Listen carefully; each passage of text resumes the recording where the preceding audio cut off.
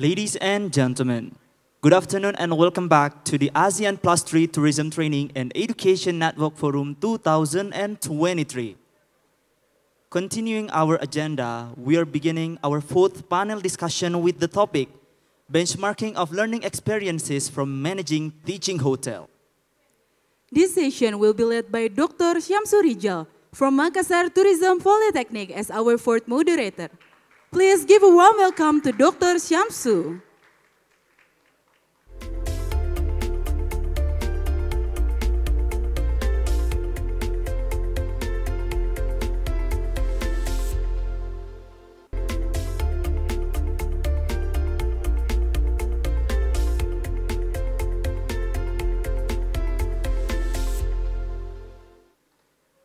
Good afternoon, Dr. Syamsu. How have you been in this wonderful day? Fantastic. How are you? Me too, Doctor. All right, Dr. Syamsu, without any further ado, the floor is yours. Thank you very much. Bismillahirrahmanirrahim. Assalamualaikum warahmatullahi wabarakatuh. Selamat siang, Om Swastiastu. Good afternoon, ladies and gentlemen, honorable speakers, and also all of participants of this fourth session. Welcome back again to the fourth session of ASEAN Plus 3 Tourism Training and Education Network Forum 2023. So I'm Syamsu Rijal from Makassar Tourism Polytechnic as the moderators today. We lead this discussion, and let me invite the speakers. Our first speaker today is Professor Kay Chon from Hong Kong Polytechnic University. Welcome to this forum. We are very happy and proud to get you today from Kay. Please. And our second speakers, Dr. Jinsang Jason Su from Guilin Tourism University, China. Allow me to check the connection. Dr. Su. Hello, good afternoon. Good afternoon, Dr. Su. Can you hear my voice? Would you like to check the connection, Dr. Yeah, Su? very clear. Very clear. Well, thank you for joining this discussion. And our third presenter in this session, let me invite Mr. Imade Purwadana Atmaja from Bali Tourism Polytechnic.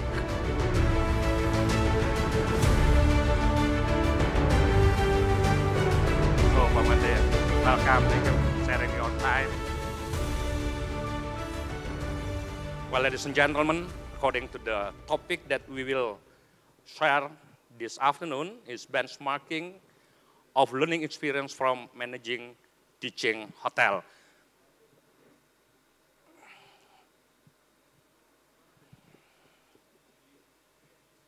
Before I set the time to the speaker, let me remind you all of the speakers that every speaker just have 15 minutes to mention the presentation, and after that we'll have the rest time to have a question and answer, and we do hope we will have many feedback from the participant, both of online and offline. Ladies and gentlemen, allow me to introduce Professor Kay Chon. He is Dean Chair Professor and Walter Wendy Kwok Family Foundation Professor in International Hospitality Management of School of Hotel and Tourism Management at Hong Kong Polytechnic University. Dean Chon previously held academic position at the University of Houston, University of Nevada, Las Vegas, and Virginia Technology in the United States. Under Dean Chon's leadership, the school has arisen as one of the world's leading institutions in hospitality and tourism management. The school has been ranked #1 in the world for 5 years in a row in the hospitality and tourism management category according to the global ranking of academic subjects. We give applause for this achievement. A frequent speaker in international conferences, Dean Chon has published over 200 papers in international journal and professional publication and has authored or edited 12 books. One of his co-authored books, Welcome to Hospitality, has been adopted as a textbook in more than 100 hospitality education programs worldwide. He is currently the editor-in-chief of the Journal of Travel and Tourism Marketing and the Asia Pacific Journal of Tourism Research. In 2011, Dean Chon received the Ulysses Prize from the United Nations World Tourism Organization.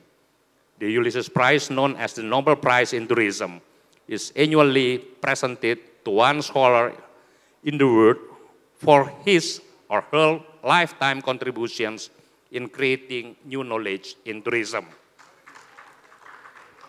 He is graduated of the University of Maryland, Georgia State University, University of Nevada, Las Vegas, and Virginia Technology.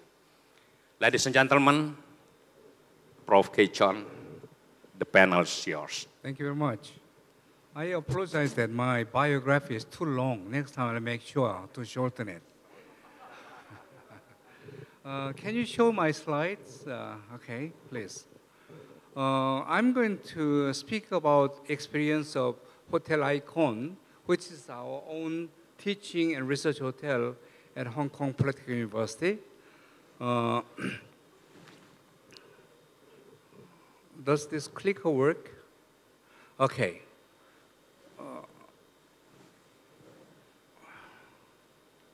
Okay. It seems like this. In the history of hospitality and tourism education, there are three significant points. 1892, this clicker doesn't seem to work. Can I control myself? Yeah. So, okay. 1893 is the year when world's first hotel school was established, which is Lausanne Hotel School, known as EHL. 1922 is the year the first hotel school was established in the United States, which is Cornell University. 1962 is the year when STP Bandung was established. A significant point in history of hospitality and tourism education. So after this, I think there has been numerous institutions arising in hospitality and tourism throughout the world. In 2017, and then STP Bandung published this book called 55 Wonderful People from Wonderful Tourism to celebrate 55th anniversary of STP Bandung, which is now today's NHI.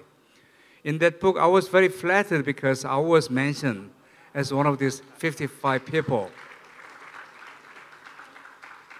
I often speak about changes of paradigm in hospitality education. The first paradigm was European wave. That's when the Swiss hotel school set international standard for professional standard for hotel industry. They were very instrumental. In the second wave was that from US, when Cornell University, starting from Cornell University, introduced concept of business education in hotel and tourism education, meaning that in order to run hotels and tourism businesses, you have to understand marketing, strategic management, financial management, all these business skills. Now, what is the third wave? I call it Asian wave. Starting from NHI, Bandung Tourism Polytechnic, STP Bandung, I think we have seen the changes taking place in other countries in Asia. Our school in Hong Kong was a late comer, only 1979. In this context, I said that we have to come up with a new vision. The vision is that as a School of Hotel and Tourism Management, we want to lead the field of hospitality and tourism through research and education. So we set out our mission statement. Then we came with the idea of creating our own hotel and school on the campus of Hong Kong PolyU. So this is skyline of Hong Kong, and this is where our school is located. This building is 28-story building. There is a building our school has built. Actually, I personally built this structure.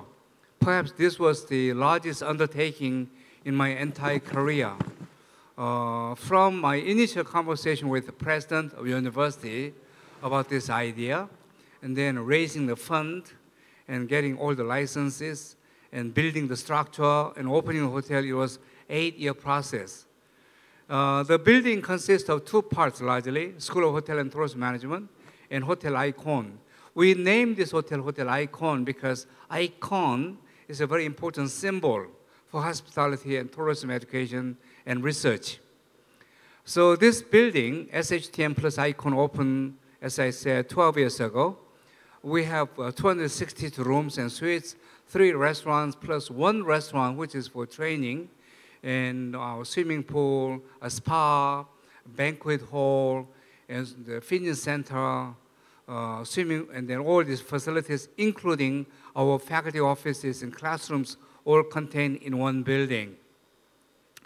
When we came with this idea of spending $170 million building the structure, many business people were worrying. They said that, Professor, I know you are very good in teaching, you are good in research, but you are not a good businessman. It's not going to be that easy for you to run this hotel, make profit, especially when you are trying to use it for teaching and research at the same time. I said that, no, I think if we are innovative, we can always make it happen. I always believe that. I studied, like young people here, I studied hotel management for my bachelor's degree. My master's degree was hotel management. My PhD was hotel and tourism management. I worked in the hotel industry. I've been teaching in hotel and tourism schools all my life.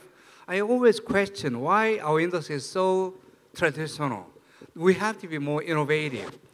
As a result, this hotel has been, since opening, always ranked among top 5 hotels in Hong Kong. I must say in Hong Kong, it's not that easy to be ranked among top 5.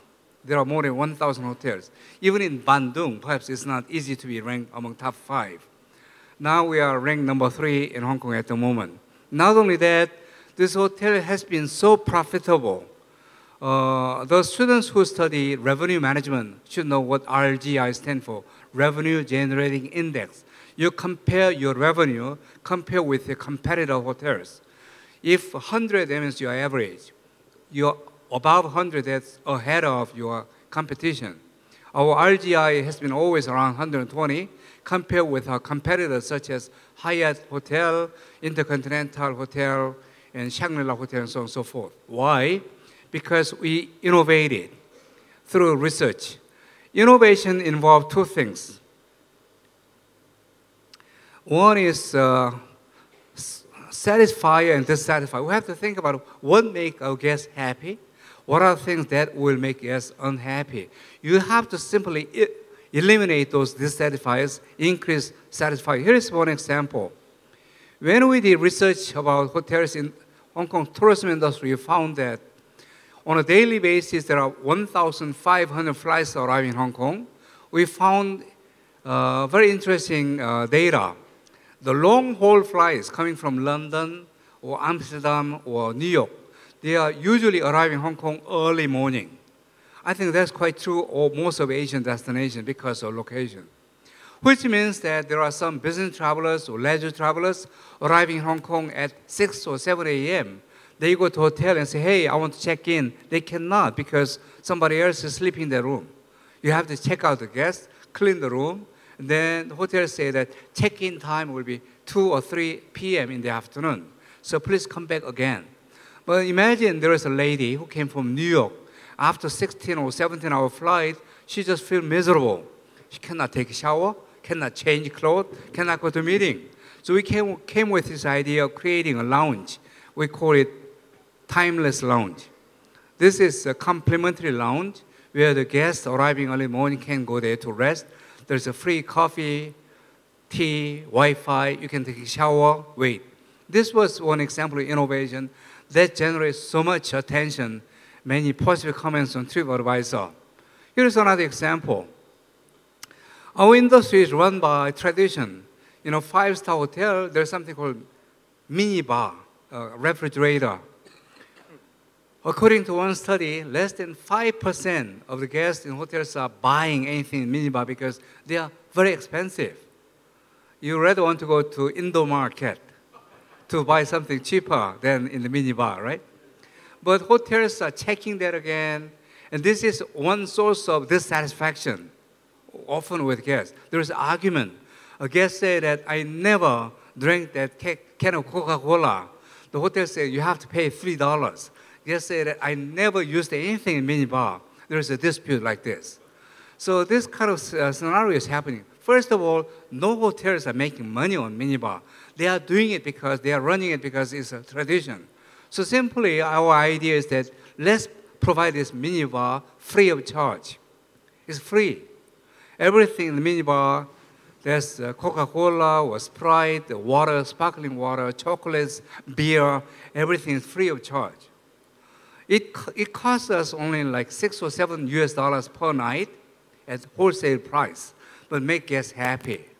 Actually, it's not free because it's included in the room rate for the guest. But it's just different concept, you know. So all these things are example of innovation. Now, every hotel wants to be a green hotel. Green hotel meaning you want to have a garden.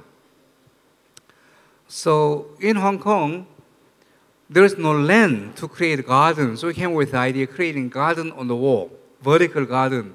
There are 8,800 plants living on the wall, and we call it green vertical garden.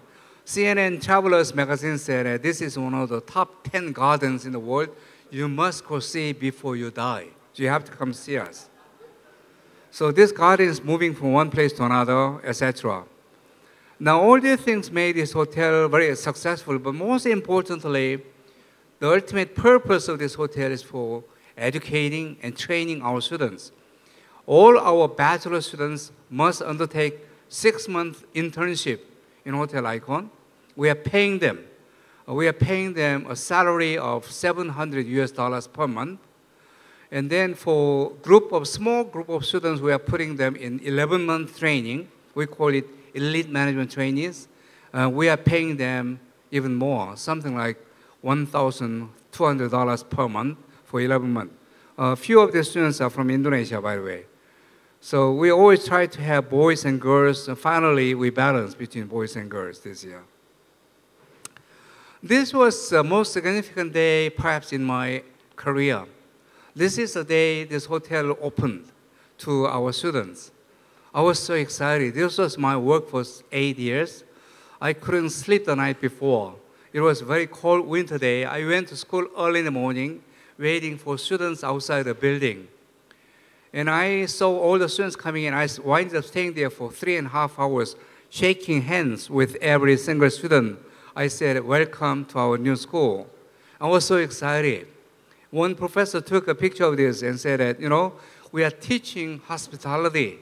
Our dean is showing example of what hospitality is. Since then, we have a tradition.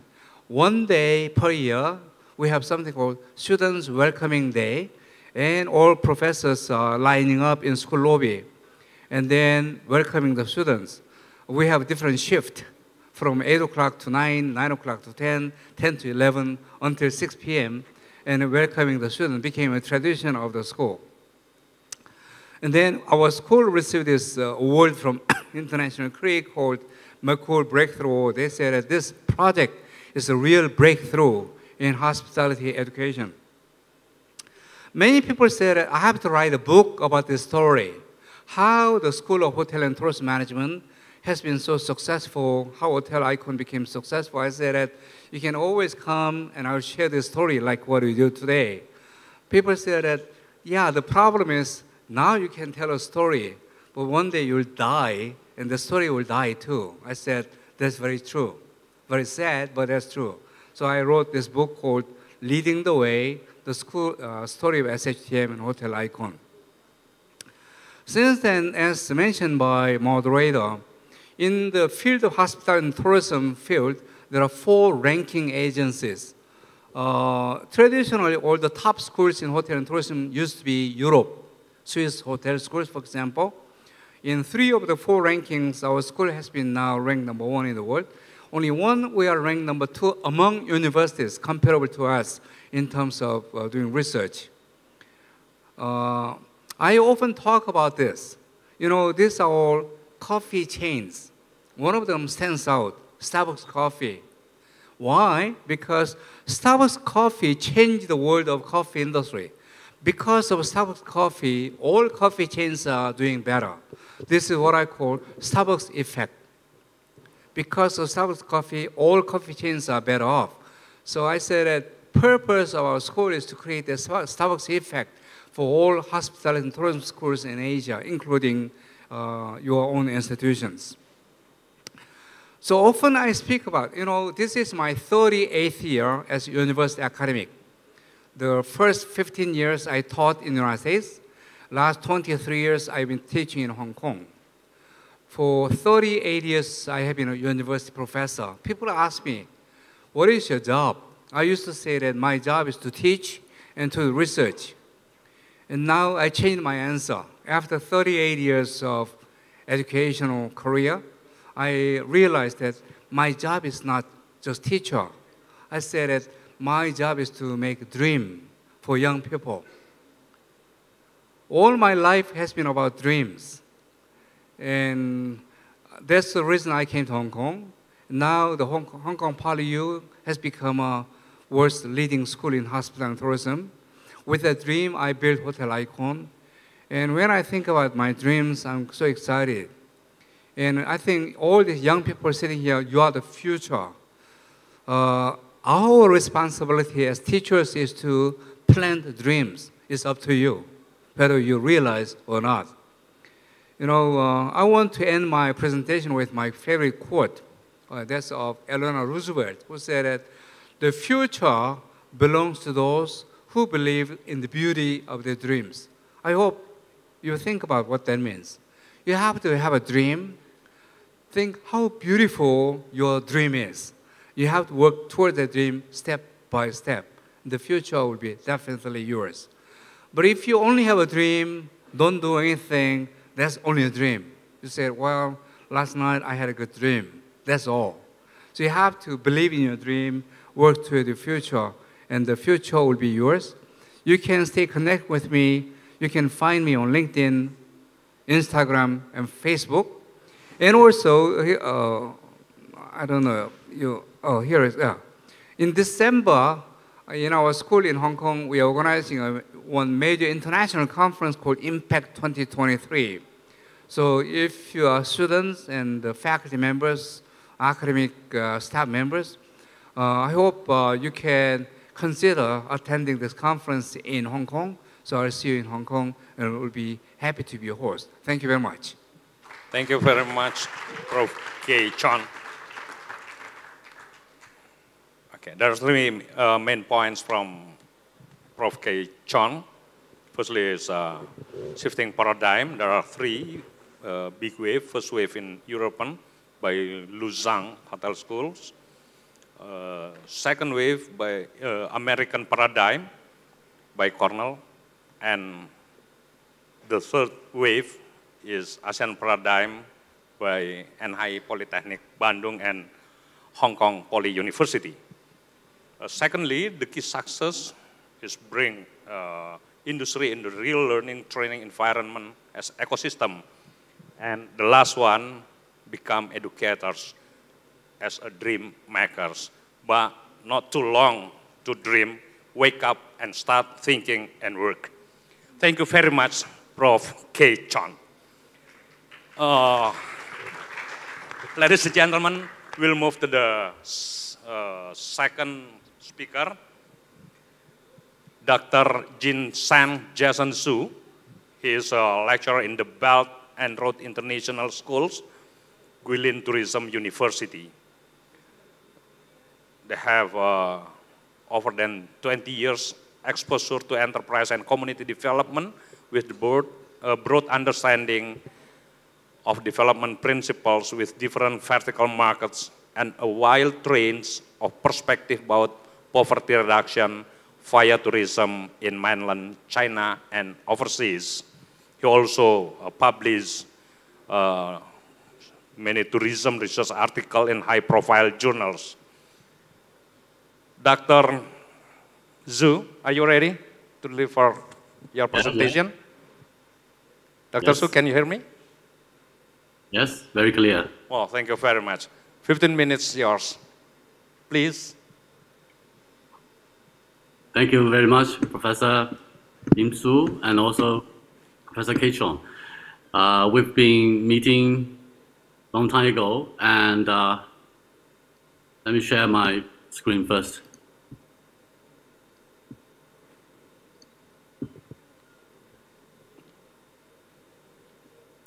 So the topic of today is sharing some thinkings about benchmarking and quality control in hospitality education. And I will take the Guilin Tourism University as a research target, or let's say a case study. So first of all, thank you very much for inviting me to joining this wonderful forum, and then to be together with very insightful experts. So I graduated from the Faculty of Social Sciences in Chiang Mai University, Thailand. And I'm now also seeking opportunities to be working as a postdoc in Cambridge University. Currently, Barron Road International School is the place where I'm working, and then I focused on education issues, outbound tourism issues, and sociology issues. So the purpose of this presentation is that I'm focusing on a case study of a dynamic mechanism of cultural appreciation and institutional governmentality, which are purposeful to ensure the successful quality control in a transnational higher education collaboration context. So this context is Guilin Tourism University is working closely with Trisakti School of Tourism, and also in working on a 2+2 joint program. So this case study investigates the quality control system in this joint collaboration between TST and also GTU.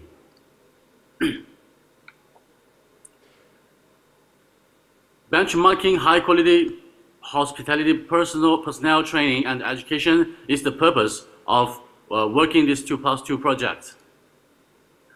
So the two institutions are Guilin Tourism University and the Trisakti Institute of Tourism. So the GTU has been establishing this a research team and the faculty team based on the joint efforts with the Trisakti's Institute of Tourism, Indonesia. Sometimes this school is being named as a School of Tourism and sometimes Institute of Tourism, because as Professor Chong has mentioned, that Indonesia established the second and third wave of the Asian hospitality education since 1960s. And Trisakti's Institute of Tourism is also established in the 1960s and renowned in the Indonesian context. And then GTU works with TST since 2017. So we work together to design and develop talent training programs, course outlines, and course teaching, as well as the teaching rooms for experimental purpose. So students who successfully complete the course will be granted with the opportunity to submit an application for joint certification from both universities. So this goal of GTU-TST joint collaboration goes to produce high-quality graduates. Let's say cultivate high-quality graduates with which also offering a kind of experiential opportunities for the undergraduate students. So I will show you some facilities and then how we adopt these facilities for the purpose of educating the outstanding graduates, bachelors. So the education quality is essential in designing the program, and then there is a rising enthusiasm among the higher education institutions across the world to build the transnational higher education settings to develop to meet the developing global demands.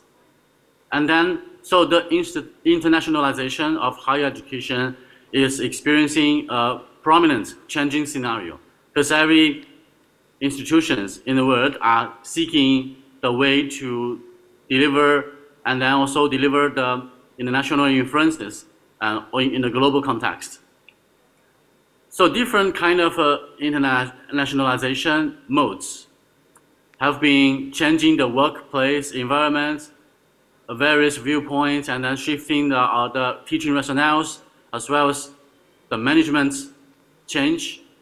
style change, as well as some possibilities and challenges. So this is the phenomenon of seeking internationalization among universities and institutions around the world. So GTU and TST established the 2+2 program by using this model. And then first year, since September, the students are enrolled and to study in Indonesia. And then the second year, they will be moving to GTU to gain credits from GTU. So between the second year, there will be a 6 months internship among the second year. And also the third year, they will be starting again back in the GTU, and then they will be experiencing another 6 months internship in China. So this internship sometimes lasts from 6 months to 8 months. In the fourth year, they will be back to TST Indonesia to finish their graduation requirements and then complete required courses. So they will be gaining degrees from 2 institutions. So these are the models which runs since 2017 until now. Despite the impact of the COVID-19, the programs are running very smoothly due to some benchmarking models, because we have a transnational higher education collaboration. We built a secondary school. We name it BRIS, the Belt and Road International School. And then we designed the curriculum together. And then we have also some academic exchanges and also diverse student activities. These are the embedding of the culture appreciation between the two nations, and but particularly among the students. And then we have also established institutional structure, and then we have government support to this program, and also the program committee from the university, as well as the student advisory board, student learning facilitations, as well as the student union. So these are the structure impacts of to facilitate strong and then smooth governance of the joint program. So we have also encouraged the students to participate in the Internet Plus national level trainings and also national level competitions, which shows that they've already got rewarded from some top ranking prizes from the national level in the mainland China. And then we have also audits for annual performances, and then we facilitated them with immersed learning environments. So these are the measures that we benchmarking to increase the quality and to ensure the quality of the education, of the collaboration, together with the building strong prospects for the future career for the students. So this is the benchmarking the starting point of the benchmarking process by mapping the curriculum, and then we've worked together to develop the curriculum for a 4-year program by combining the courses that are relevant to one another, and then allowing the students to transfer credits across the educational facilities. We have established a long-term relationship and then also increased the credibility of the contract that at the very beginning of the cooperation, and also the mapping of the courses. So these are some facilities that we formed. We have a building solely for this joint program by encouraging the students to learn some different cultures. For example, here we have an example of tea culture learning facilities, and also the Western style food and beverage demo kitchen. And then for this kind of kitchens, we have 4 to 5 rooms that catering for different kind of styles, different kind of food and beverage styles. So the wine culture learning facilities are catering for students to learn to taste, and then to smell, this kind of different kind of beverage. So these are the facilities for Chinese style dining room catering for institute studies for the students. And the students are learning and then working in the teaching hotel from the very beginning of their internship. But this internship, we have a different style. So this is one of the case that we facilitated for the students. And the joint program offers students with immense learning environments and a real-life mock-up hotel. So this independent hotel is built to provide operating environments in order to achieve the integration of education and operation. So these are the some. Excuse me, Dr. Zhu. Some unique. Excuse me, Dr. Yes? Zhu. 3 minutes remaining. Thank you. Okay, thank you. I'll be fast. And to meet the learning goals throughout the teaching process, a 4-in-1 model has been developed. The integration of hospitality education for 2 nations in 1 faculty, and also the school educating and the training, the business training is in 1 location. So instructors or students are also the employees in 1 location, and also the employees and consumers are in 1 school. So this is sometimes the employees are also consumers. So these are the models that we build, and then a curriculum mapping model also embedded into this joint program. So we have starting with the theory, teaching and practice, and then back to theory, and then back to practice. At the very before the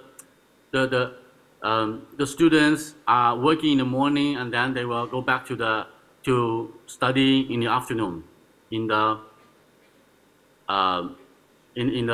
this kind of task-based settings, learning facilities.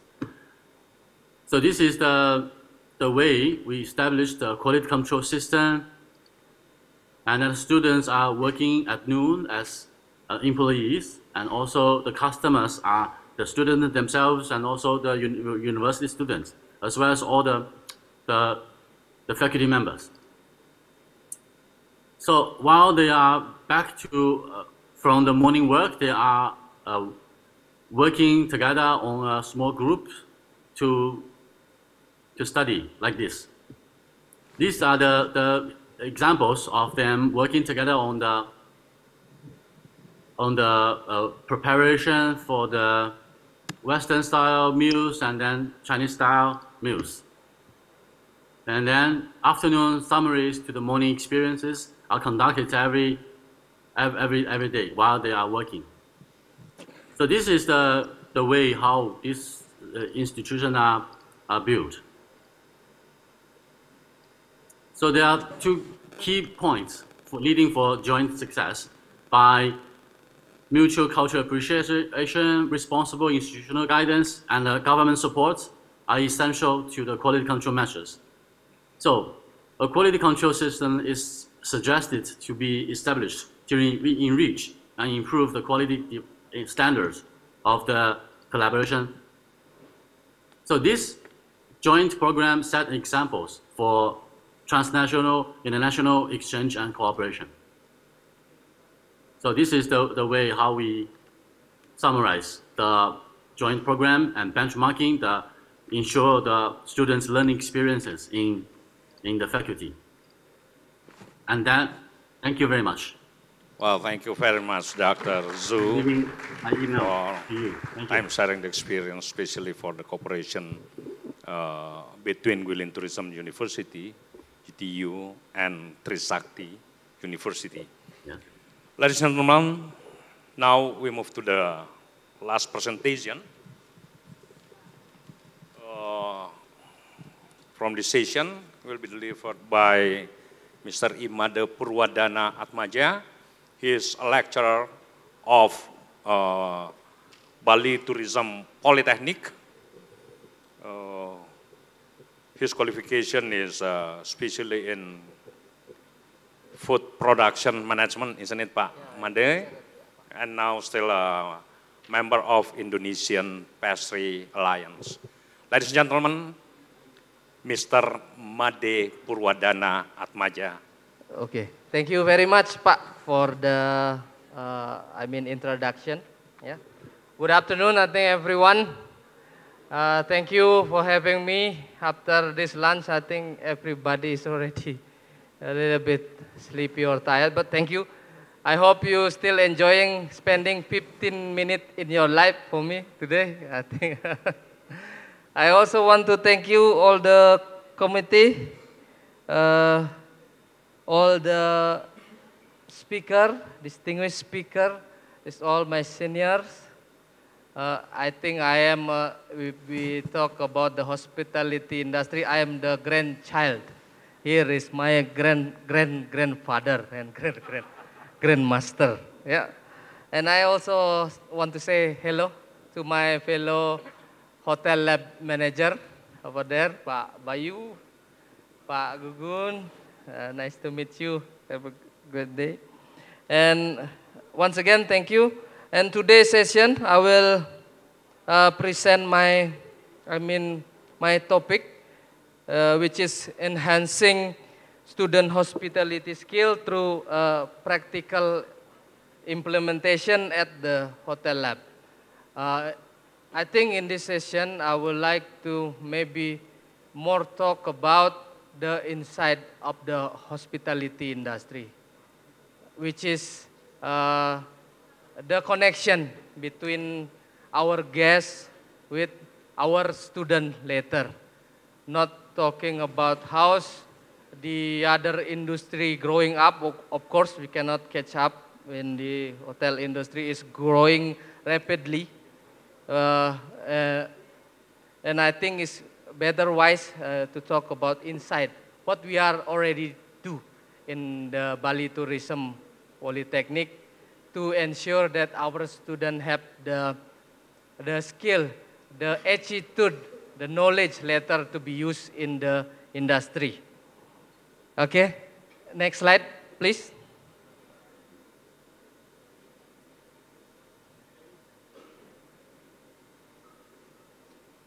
All right. First, I think in the early of this morning, we heard about the pandemic situation, all about the trend in the hotel industry.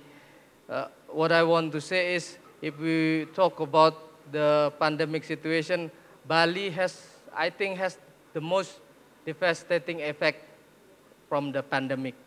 It's almost 80% of our community depends on the tourism industry, especially the hospitality industry, in this term, hotel.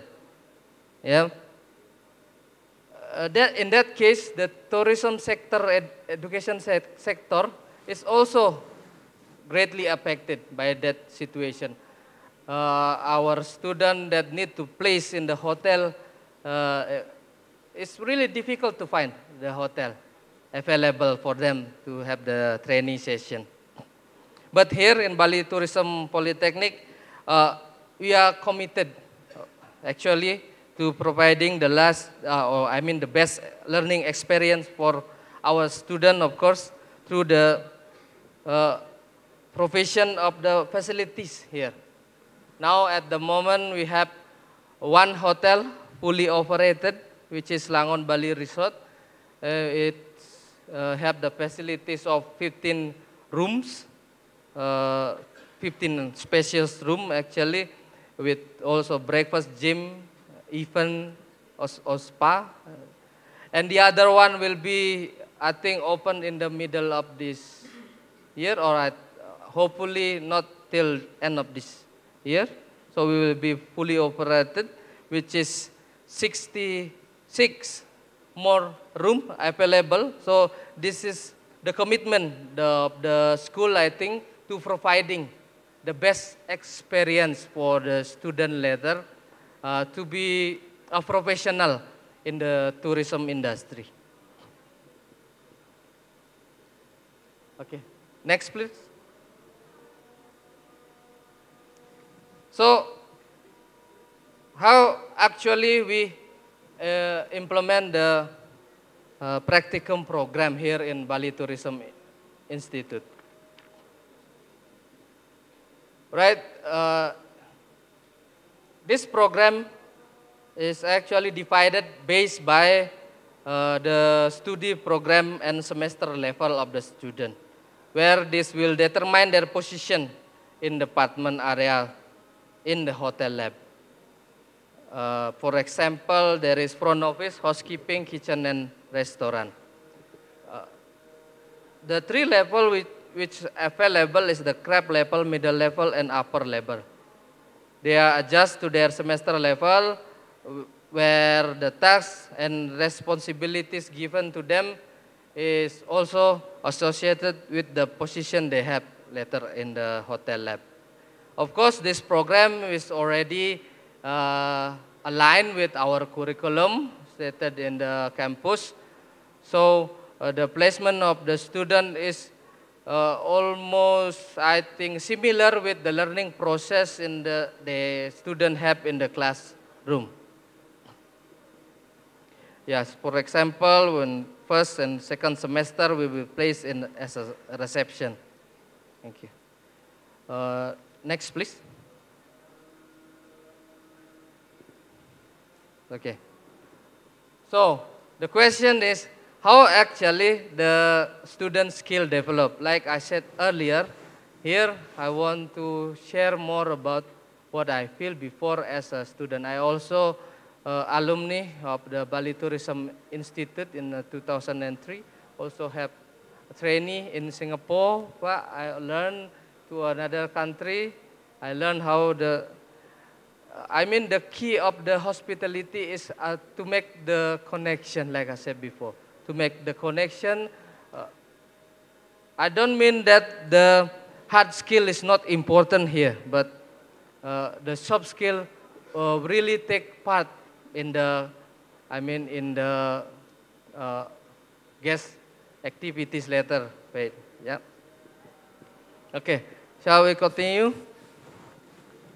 First, in the development of hospitality skill of the student, of course, we give training to them. This training is available from the classroom, also from the hotel management. What is special is, in Langon Bali Resort, we use a third-party professional. We have hotel partners that collaborate with us. So instead of benchmarking to send our student outside of our campus, benchmarking to understand the industry, we bring them to our hotel to share their knowledge, their skill. So after having the training, the second step is the implementation.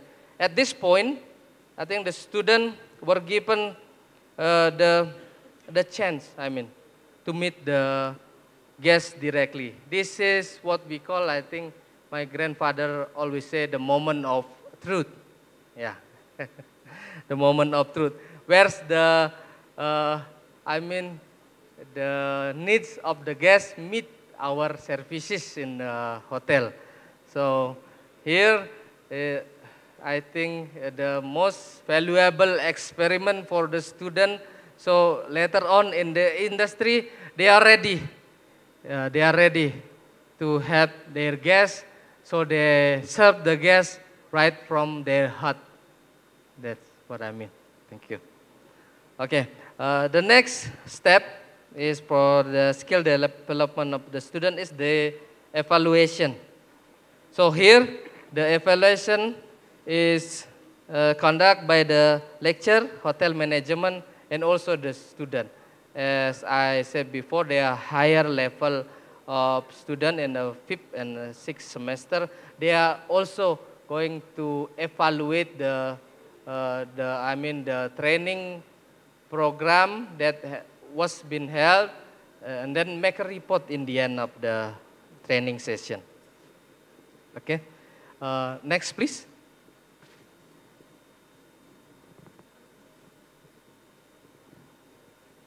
All right. Okay. We heard a lot also about the technology earlier, using the system, we cheat with the system. Yes, in hospitality industry, especially in the hotel, the technology has also had to take part. Yeah, in our school, we also applied the technology. But what I want you to maybe think about is that the technology really that important to make, when we understand that the key, the inside of the hospitality itself is the connection between guest and the service. Yeah, maybe there's another case we need to think about. Yeah, it is undeniable that technological advance are increasing rapidly. Here in Langon Bali Resort, we use integrated booking room system. Yeah. This we are also make a collaboration with a third party. So what I mean before, from the professional is they're teaching also about this system to our hotel. So the student will have a complete experience from the industry, from us, the hotel management, and also in the classroom. And then what is maybe, I think in outside of the country is already maybe a usual thing, integrated K-log system. But what I want to tell you, maybe every hotel, especially in Indonesia, is really unique. When we talk about hotel in Bali, it's really different when we saw a hotel in Lombok, let's say, in Java, in Sumatra, or other part in Indonesia. So the use of technology here is maybe depend on in which hotel the technology will apply. Of course, we will talk the old hotel like the boutique hotel. There will be much less technology applied because what I experienced like yesterday, I arrived at around 7 p.m. in the hotel, and there is only one receptionist, but it really warm feeling I had. And also there is, in the morning, there is also one in the restaurant who is giving the service to, I think, 5 or 6 guests, but it still feel warm. That's what I mean by the inside hospitality industry. Yes. I think next, please.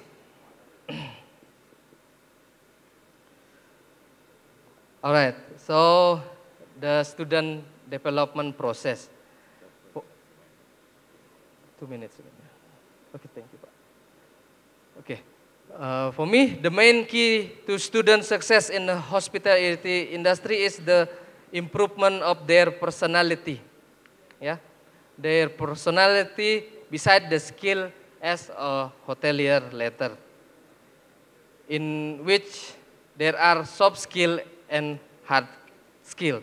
There is our school responsibility to form both of that skill.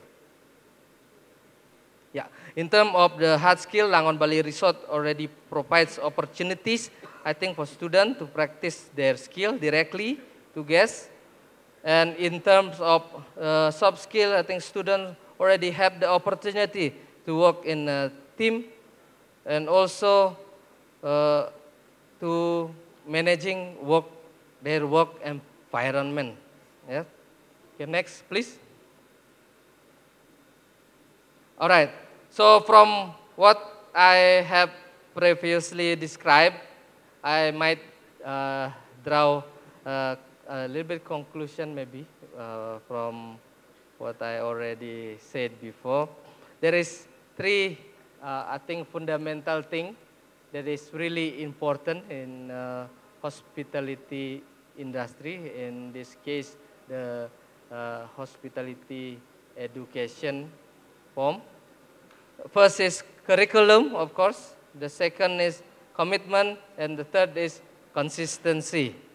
The curriculum will play a role in the suitability of the learning that students get in class.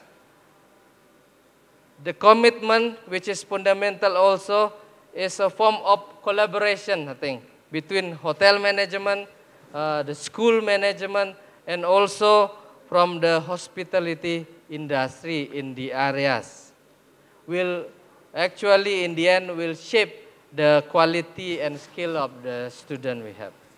And the last is consistency, where the program that had been carried out must be sustainable and adapt to the latest need of the hospitality industry.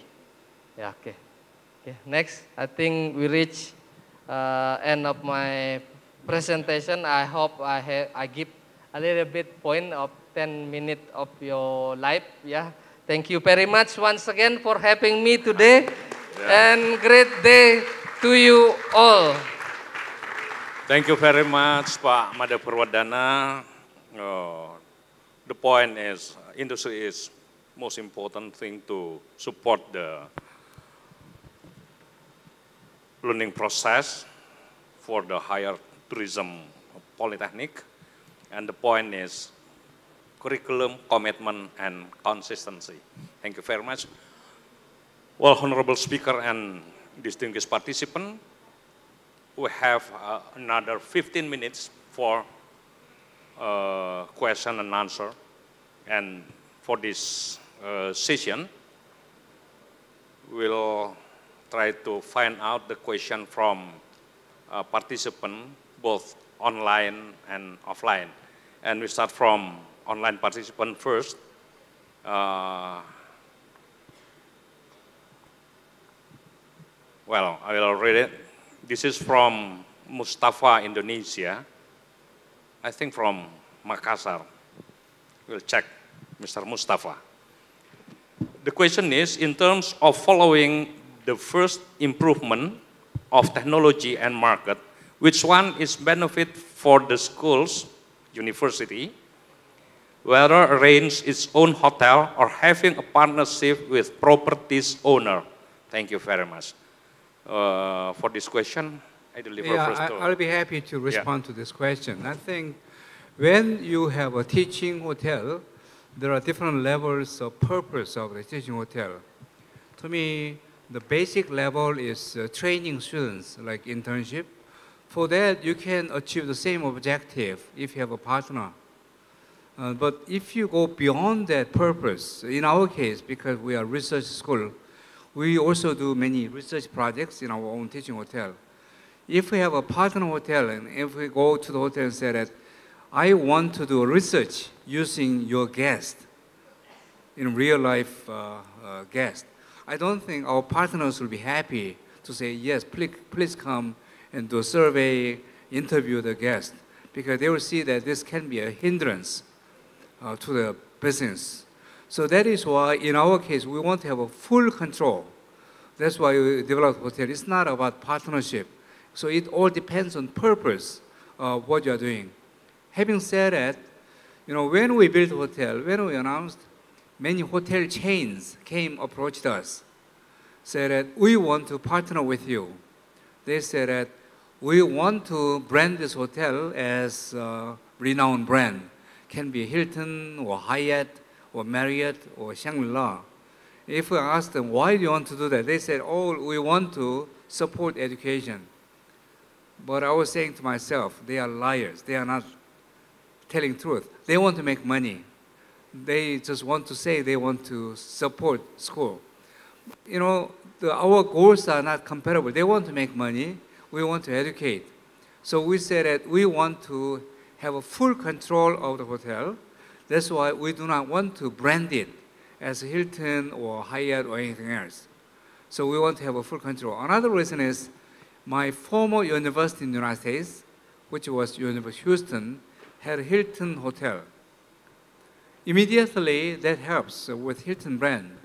But in the United States, among major hotel schools, University of Houston is the only hotel school which has not received a major donation from Marriott Foundation. Why? Because Marriott says that you guys are working with Hilton, which is our competitor. Why do we have to support you? So this is the way of thinking. So I think when you're partnering, you have to also think about consequences of such partnerships. So in conclusion, if you can develop your own hotel and have a full confidence in running the hotel, then perhaps it will be the best model to run on your own without any intervention of existing brands. That's what I would say. Thank you. Thank you, Prof. K. Dr. Zhu, do you have any other insight, please? Thank you for the question. For the internship issues, we have two approaches. The first one is to go outside to the Hyatt, to the Shangri-La, and then for sending the students out to do the internships. But if we have a full controlled internship school, internship hotel in the faculty, then the students can be replaced by moving out. But for the purpose of establishing a teaching hotel in the school, I am in line with Professor K. Sean in analyzing the necessity to establish this teaching hotel in the faculty or not. Because if we have one teaching hotel in the faculty, and then we have mainly two purposes. One is for educational purposes, and the other one is to gain profits. And then there will be a conflict. Or if we want to do research in these teaching hotels in the faculty, we have multiple purposes. So there will be a necessity for the balancing of the teaching itself and then to the profit gaining purposes. Well, thank you, Dr. Su. Thank you. Thank you. Pak Made, is there any comment, please? Yeah. Which one the important for you? We operate our own hotel, or we collaborate or cooperate with the other hotels? Okay, sure. Thank you very much. I think I need to respond to this. First, I'm agreed with the other speakers. I think the problem when we have other hotel outside of the campus is about the matching the curriculum, of course. Yes, because sometimes our program didn't match what they did exactly in the hotel industry. Let's say the issues of the link and match. I think that's already an issue we heard about for almost 5 or 6 years earlier until now. Is there any solve of the link and match problem? But for me, exactly what the most important thing is what we do in our hotel campus. So I'm agree with the other speakers. It's better to have the, the hotel inside our property. Thank you very much. Thank you, Pak Made. Now we move to the participant in this room. For offline participant, I think we have time to get 2 questions. Please. Yes, Christina. Different models, different, I think you have all the same purpose for education. But I'd like to know, how does it work if your students are on break? It's a semestral break or holiday, and students don't have class. Are they supported by regular employees, or it's really just purely students who run the hotel? Yeah, I think this question is more specific to For all, I think the Kechon, different models you have, yes. Because the best practice in, we know the industry, the hotel in Hong Kong Poly. In our case, students supplement to existing staff. So we have 262 rooms. We have 350 regular staff members. At one time, at a given time, we have about 80 students working as interns, which are supplement. Imagine that if you are running the hotel by students, that will be a training hotel. And we cannot run this hotel as a 5-star hotel, competing with Hyatt or Shangri-La or Intercontinental. So simply the approach we are taking is different. It's not a hotel run by students. The students are just, we are providing learning opportunity for students. That's our approach. Thank you. Pak Made, how about the best practice in Lagoon Bali about the supplement students, especially in break semester or holiday, please? For the students, you know, the institution work every semester, and you know, when the guests come to your industry, but in that period, let's say in the break semester or holiday, how about the supplement of the students to operate the industry in the hotels?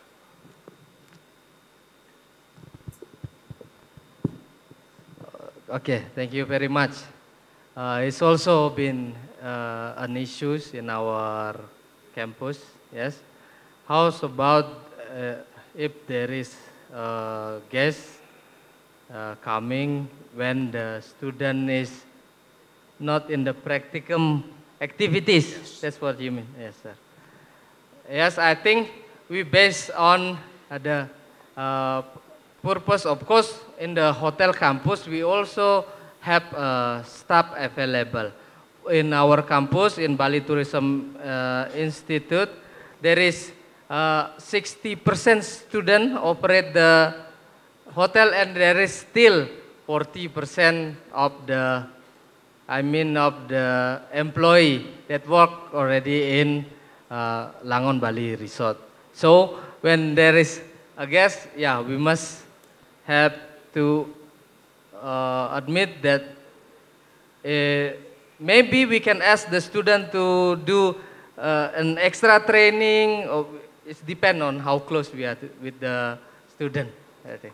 Thank you very much, I think. Thank you, Pak Made. That's from me, thank you. Dr. Su, is there any best practice from Guilin University, please? Well, thank you for the question. About this issue, I also would like to respond to the concerning about the students off the campus for holidays. For the purpose of establishing the hotels in the campus is to mainly for the teaching purposes, particularly because of the location of the hotel, the positioning of the hotel, and also the marketing of this.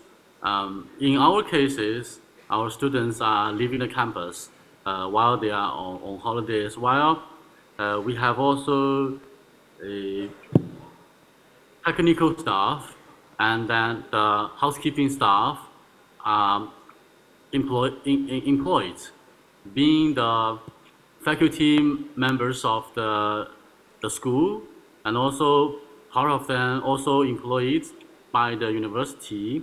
So theoretically, this operational issue can be done all by the backup the employees. But however, in reality, our teaching hotels are closed while the students are leaving the campus. Yeah, thank you, Dr. Sir. I think it's clear for us. Well, ladies and gentlemen, our time is almost over. So, as a moderator for today, for the fourth session, our conclusion is, even you already conclude what we discussed, but I just remind that industry is most important to support at least 2 points. Firstly, to supporting the quality of alumni, especially in the skills and competency of our students. And the other hand is to develop the institutional credibility. There is 2 points from our first speaker that if we have confidence to operate our own industry, please continue that business, but still remind that networking with the others, it's important, especially with the credible industry. I think that is the point. Thank you very much. Our speakers, Prof. K. Chong, Dr. Zhu, Pak Made, to contribute your time for this session. Before we finish this session, let me say thank you to the Director of NI Polytechnic, Tourism Polytechnic. Thank you very much with the faculty members, all of the speakers, participants, and special for the students. Would you like to stand up, please? The students and committee, just stand up, please. Yeah. Ladies and gentlemen, yeah. All of activities, these 2 days activities in NI Tourism Polytechnic Bandung, conducted by the students. Yeah. This is evidence that we are on the right track to prepare them for our future.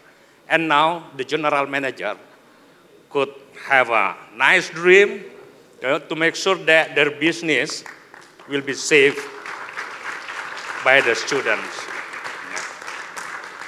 All of us today discuss by using your own perspective in the future, because we must make sure that you are able to compete in the future. Well, thank you very much for the session. Assalamualaikum warahmatullahi wabarakatuh. I send back to the MC. Thank you very much, bro.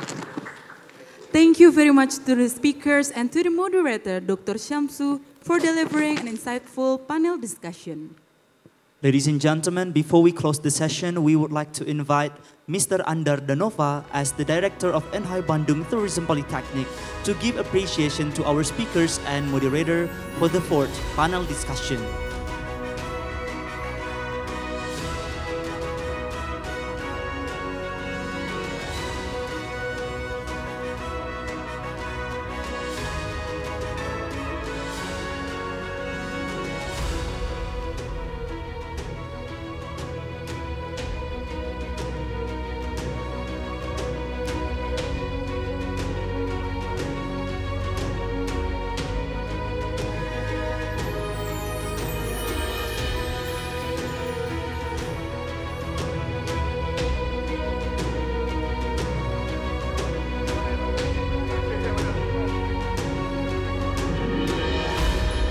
For the documentation purposes, we will commence the photo sessions along with moderator and also the speakers.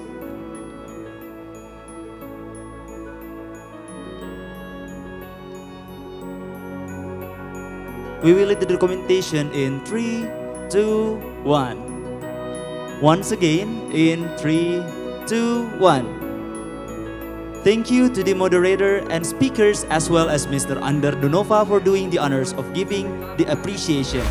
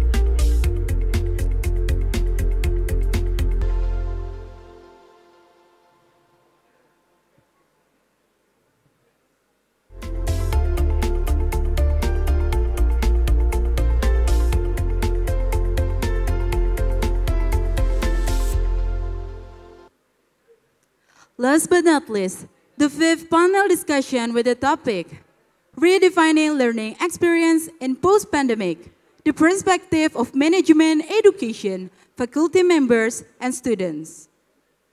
This session will be led by Dr. Iketut Surata from Bali Tourism Polytechnic as our fifth moderator.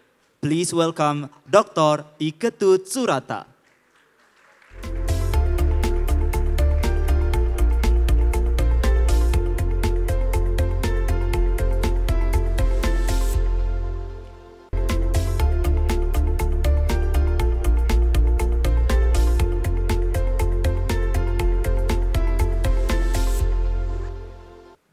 Good afternoon, Pak. Are you ready? Good afternoon, yes. How are you, by the way, Pak? We are ready, yeah? Not Okay. only me. All right, without any further ado, the floor is yours. Baik. Assalamualaikum warahmatullahi wabarakatuh. Salam sejahtera kepada semua. Shalom, namo buddhaya. Very good morning. Oh, sorry. I mean morning is the spirit, right? So although it is afternoon, so we have the morning spirit, right?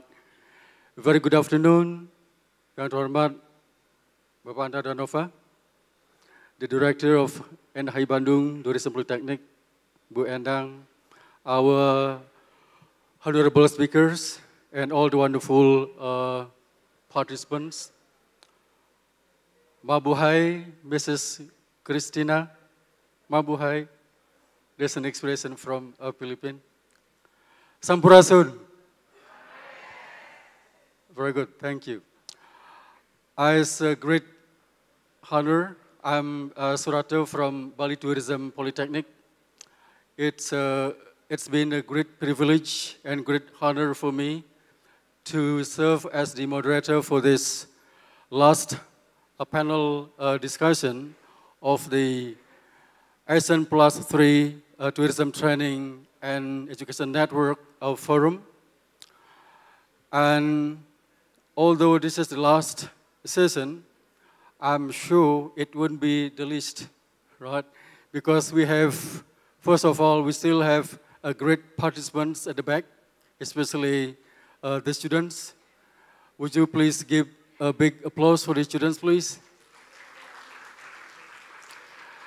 And we do also have very great and competent speakers. Three competent speakers will talk about one theme of this panel discussion, redefining learning experience in post-pandemic. the perspective of education management, faculty members, and the student. Without further ado, let me invite our excellent speaker, Mr. Fu Chuan Chong. He's from the RP Singapore. Big applause, please.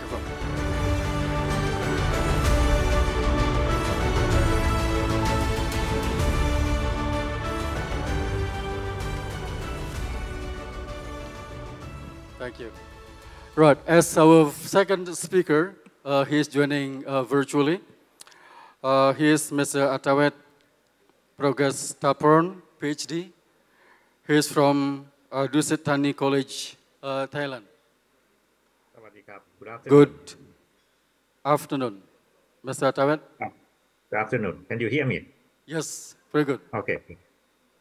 Thank you. And then our third speaker is Professor E.S. Tushadiah from University of Surrey, United Kingdom. Hello. Good afternoon. I think in UK, what time is it now in the UK? Is it afternoon? It's 9:40 in the morning. All right, thank you. All right, before we start the presentation, I would like to shortly or briefly introduce our great speaker for this panel discussion.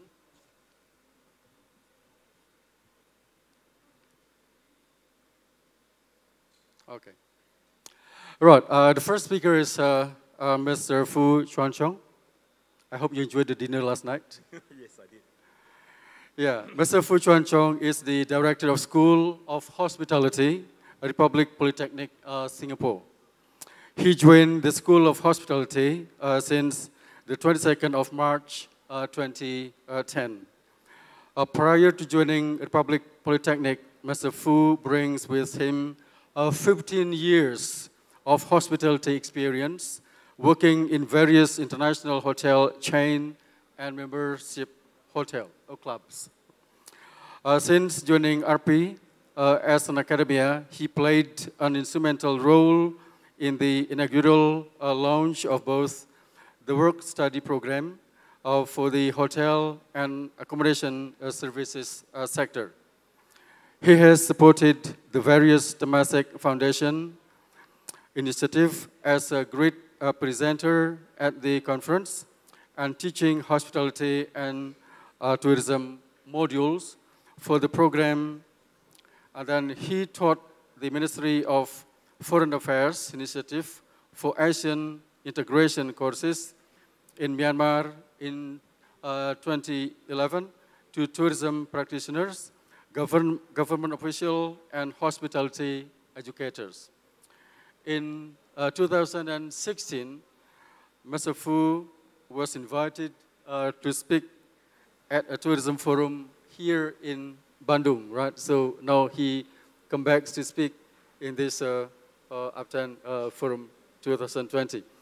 All right, I think the time is yours. I think we will give 15 minutes for each presenter to present the topic. And at the end of the presentation, we will have a question and answer. The time is yours. Okay, thank you very much. I'm glad to be back. This is my second time back in Bandung, sitting here on this platform as well to share some knowledge with students as well as colleagues. So thank you for the organizer for inviting me back once again. It's really good to be back. I know I'm standing, this is the last segment, and to all the students who is listening in, I applaud you because it's not easy to listen through the whole day of so much information and trying to digest what is relevant for you. Now, it's interesting because today I've been asked to talk about redefining learning experiences post-pandemic, all right, the perspective of management education. So redefining learning, this morning I was talking about redefining tourism. So it's interesting. So where I'm coming from, let me just do a bit of a qualifier before I go into what I wanted to share.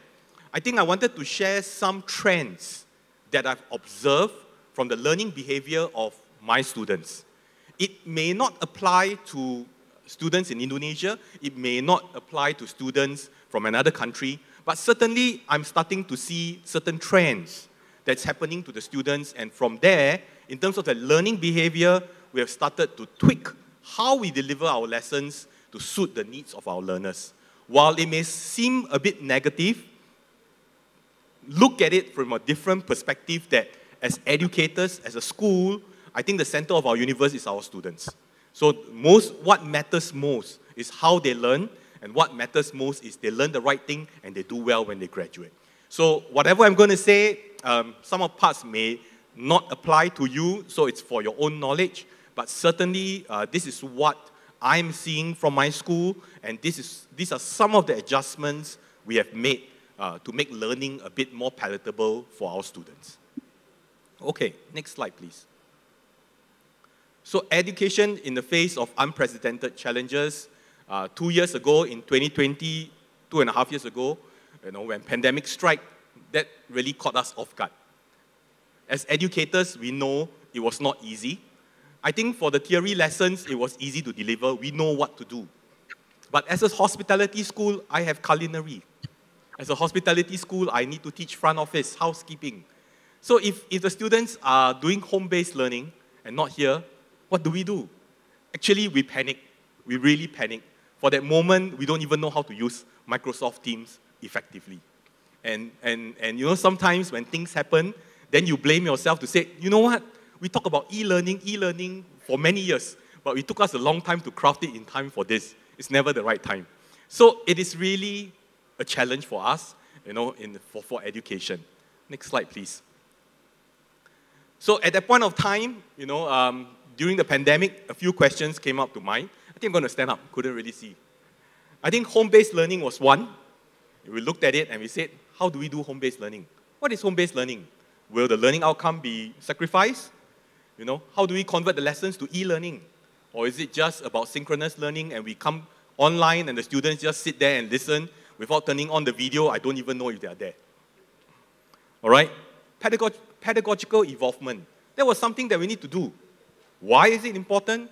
Because at the end of the day, like what I've said, some of the practical modules can't be taught the way it is taught. If you research about Republic Poly, one of our dominant instructional strategy is problem-based learning.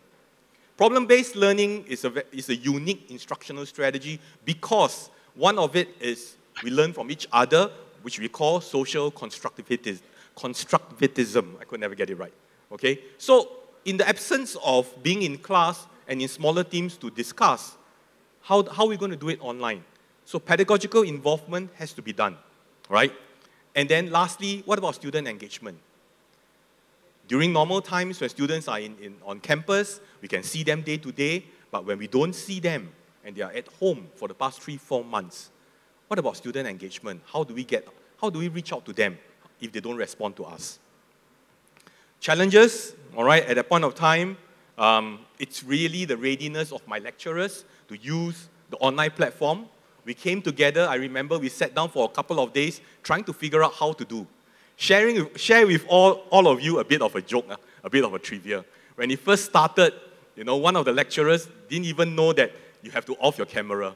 So it was during break time and his camera was on, he took out the pipe and he started smoking. And all of us seated there looking at it, like trying to ping him to say, hey, off your camera, off your camera. All the students are seeing you smoking the pipe. So that was the joke, all right? And we struggled. That's real. And really, how do we deliver lessons that are practical based? You learn about culinary, you go into the kitchen, now everybody's at home, how do we cook, how do we learn? And lastly, I think what came out very, very strongly through this pandemic is this word called self-directed learning. And I'll talk a little bit about self-directed learning because that was one of the change that we did to kind of place a bit more emphasis on self-directed learning. This morning we talked about, is education still valid? When they finish 3 years of education and they go out to work, how? What if the industry moves so fast that the curriculum doesn't cover? This is where self-directed learning will have to come in. Okay, next slide, please. I think some of the observable trends, like what I said, as you just click all the pointers, please. like what I said, it may not apply to you, but that's something that we notice. Number one, from my students, the perception of hospitality industry went south. It went backwards. You know, students in the events industry, in the events diploma, when they joined during COVID period, there was no events at all. So they came in with a heavy heart, thinking that, have I chose the right program? Because there was no events. So you tell them that there's light at the end of the tunnel, you tell them there's hope, but when they look at it, everything comes to a standstill, right? So the perception of hospitality industry went south. You know, when it went south, the motivation of students also went south. Because I'm studying a course that, lack of a better word, no prospect. Okay? The other thing that we realize is the emotional support has to be stronger. One of the things we realized during the COVID, where everybody is locked up at home, the mental wellness is being affected. Right? It is true. When in school, when you come to school, you have a friend to talk to. You have a friend in me. When you come to school, you know, you are able to relate your problems and talk to someone so it gets out of your system. But when you are at home and you are faced with a problem and you can't communicate with your parents, a lot of people get into anxiety attacks. A lot of people sink into mental health issues. And that's something that we realize. And post-COVID, we have ramped up our effort in terms of mental support. Next, please. Okay, lastly, it's about providing quality education. Before COVID, my programs are all 3 years. 3 years to finish. And we were pushing for students to complete in 3 years so that, you know, you complete it on time. Either you come out and work or you decide to further your education. That was something that we looked at. But post-COVID, one thing we realized is this. Not many students can cope with the number of modules assigned to them in one semester. Some can, I'm not saying all cannot, but I'm starting to see a distinct group of students who are struggling to cover, say, 5 to 6 modules in a semester. And that's very real. So to me, I think we make a judgment call to say, is the standing still about completing in 3 years, or we spread out the learning so that it phases out? I rather they learn more and learn deeply rather than to take all 5 modules in one semester to complete on time and they just pass the exam and learn on surface. So duration of completion becomes a question mark. Is it something that we continue to pursue on, or there's something that, you know, we should break the boundaries that, oh, because it's a 3-year program, I must finish in 3 years. If not, it's embarrassing. Okay, so this was some of the observable trends post-COVID. Next, please. Okay, so some of the things that we did to overcome some of these trends that we see. Number one, we decided to look at instructional strategy beyond PBL. Okay, because sometimes PBL just don't work when you're online anymore. Number two, okay, because you're not on campus, how do we look at assessments? You can't even take exams. You can't even come to school. You can't sit in a hall. At that point of time, there were restriction of 20 in a room, 50 in a room. So how do we take exams? Can we do it in graded assignment, whereby you do it as an assignment? But then we were worried because ChatGPT was coming up. Are the assignments done by ChatGPT or done by students? So we wanted to, so we have to look at how do we assess. And one of the things that we went with is how authentic are our assessments. All right? Then we also realized that because of COVID, the attention span of students have decreased. All right? That's why I applaud all the students here. I know you have been seated here for the whole day. But the reality is this. I realized that the attention spans are all 5 minutes, 10 minutes, 15 minutes. And how do we do bite-sized learning, micro-learning, so that at different intervals you are able to absorb the concepts, rather than you sit through the whole e-learning for 4 hours and you actually only take in 1 hour worth of essence. All right? So we started to look at micro-learning, whereby it is 5-10 minutes, very quick info on what the information is, get the student interested so that they can go and discover on themselves what's a little bit more. All right? That alludes to my self-directed learning. And lastly, my school is not a research institution. I'm a polytechnic. We train for the industry, but during times like COVID, where we implement a lot of new things, my colleagues have to step up on action research and academic research to really test the hypothesis if whatever we are doing is correct or wrong. So a lot of my lecturers have started to pick up research skills and started to research on topics that, even as simple at that time, as simple as the effectiveness of turning on your camera when you are learning online, or should it turn off? So we collected a lot of data to kind of share this learning across the campus so that everybody benefits. Next. So self-directed learning, all right? We started to look into self-directed learning because we realized it is important. It is a skill that everyone should have because at the end of the day, when it's directed learning and you go for exams, you only remember what you need to remember. You do the exams, you may forget. That's number one. Number two, self-directed learning is important because when you graduate, you need to know that there are new skills that you need to pick up. So have you built up that confidence in yourself to learn on your own and develop yourself so that you have the right skills to do well in the job that you're holding in? So we started to look at self-directed learning as a method of learning, right? Where it is the learner's responsibility to map up your learning journey and what you want to learn, how you want to learn, how you have assessed that you have learned it. I think these are important essence of self-directed learning. Okay? And one more thing, like what we say, why self-directed learning is important, because it promotes lifelong learning. Learning cannot stop. The world is coming up with more and more complex problems, right? If we think that we have attended school and we are able to solve all the problems, then I think you need to stand to be corrected because I'm starting to see things move very, very quickly. So self-directed learning is something that we have been focusing on. Next, please. Likewise for e-learning, right? We have started to realize that it is not just about coming to class and learn. We realize that e-learning is equally important because, when home-based learning is triggered, the quality of your e-learning, the gamification that is involved, that is incorporated in your e-learning, I think all that is very, very important. Now, at the end of the day, for us, because we are a PBL dominant institution, we also use e-learning as a form of discussion. So go through your e-learning, come to class, and you start to discuss, give you some background knowledge so that your discussion will be richer. So home-based learning, self-directed learning and e-learning were some of the things that we have discovered. But if I may share with everyone here, one thing about e-learning that we have noticed is this. Do not do e-learning sporadically. That means, week 1, I do e-learning, then 2, 3, face-to-face, and then suddenly I have another e-learning pocket here.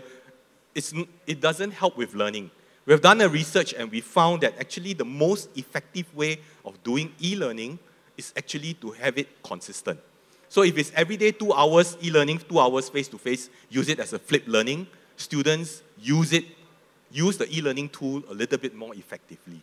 So if I may, that's something I wanted to share.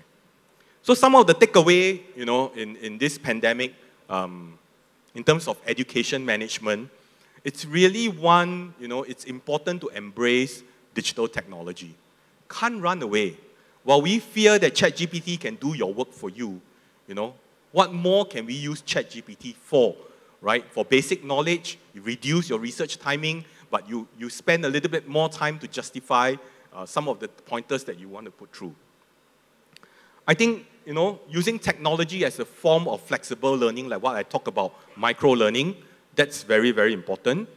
And really, when you talk about e-learning, there must be some form of gamification being instilled in it so that it brings a lot of fun into what e-learning is all about. Point number 2 that I want to talk about, flexibility and adaptability, is really post-COVID, we no longer look at duration of education. Because the course is 3 years, I must finish in 3 years. That was something that we started to abolish. We start to look at individual student learning needs. If some may need a longer time to complete, be it because when you stretch that little bit of time, then you get deeper learning from it. So that's something that we notice. And lastly, I think education has to be holistic. At the end of the day, we realize that the mental wellness issue is real. So we do not just go into class and deliver our lessons. There are mitigating factors or steps in place to watch out for students' mental wellness. Next, please. Oh, time's up already. Sorry. Thank you. So that's all I have. Thank you very much. Right, thank you, Mr. Fu Chong, for the punctual presentation. It gives us a very insightful ideas as how to manage education, especially learning, as in the post-pandemic. Right, thank you very much. All right, I'm sure the participants have got some questions, both in person and also online. Would you like just to keep the questions? I will give the chance later, right, after the three presentations. Right, let's move to the second presenters. I think here, Mr. Atawet Progestaporn, PhD. I think welcome to our APTTTEN forum. Mr. Atawet? Yep. Right. Before Okay. we do the presentation, I would like to introduce briefly about you. Atawet Progestaporn, PhD, is currently the Vice Rector for Academic Affairs of Dusit Thani College, Thailand. He first joined Dusit Thani College back in 2004 as a full-time lecturer and promoted to be Vice Rector for Student Affairs. Atawet later took the post of Dean of Faculty of Hospitality Industry in 2010 and Vice Rector for Academic Affairs in 2016. He also held a position as a Secretary of Dusit Thani College Council from 2014 to 2019 and later became the committee member of the College Council in October 2019. He is currently the committee member of the Association of Private Higher Education Institutions in Thailand. Atawet received a PhD in Hospitality and Tourism Management from Assumption University with a specialization in tourist experience. He graduated in Master of Science in Applied Economics from St. Cloud State University and Bachelor in Business Administration from Assumption University. He is a certified Asian Master Assessor under the ASEAN Mutual Recognition Arrangement on Tourism Professional. His areas of interest include competency-based education, business curriculum design, business economic, tourism economic, and consumer behavior and in travel and tourism. Right, it's a great qualification, right, and competencies.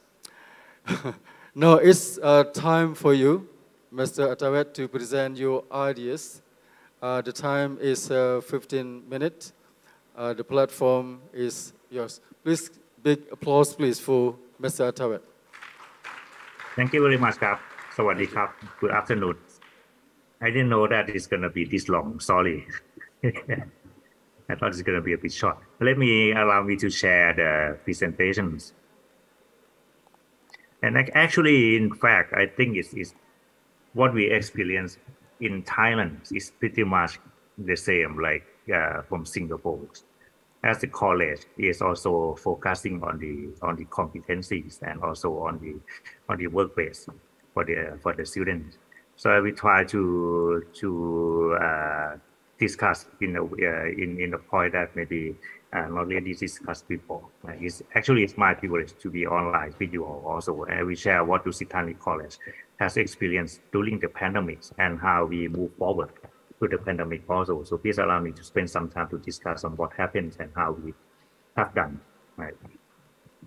And with the pandemic, education actually has shifted from the focus from the more traditional operational aspects of the hospital and tourism education to technological awareness, knowledge, and also soft skill development. But the technical skill is also one of the key problems for the faculty members, as many of them actually spend their entire life in teaching only on the face-to-face. But then suddenly we have to shift to the online. And faculty members are not really relying heavily on the distance learning before also in their own developments. So this is something they have never done before, right? And this is a big challenge where we have to support. Another point is it's not only the digital literacy, it's also about the learning deliveries in the hospital education. Like we are moving from face-to-face to hybrid and to virtuals.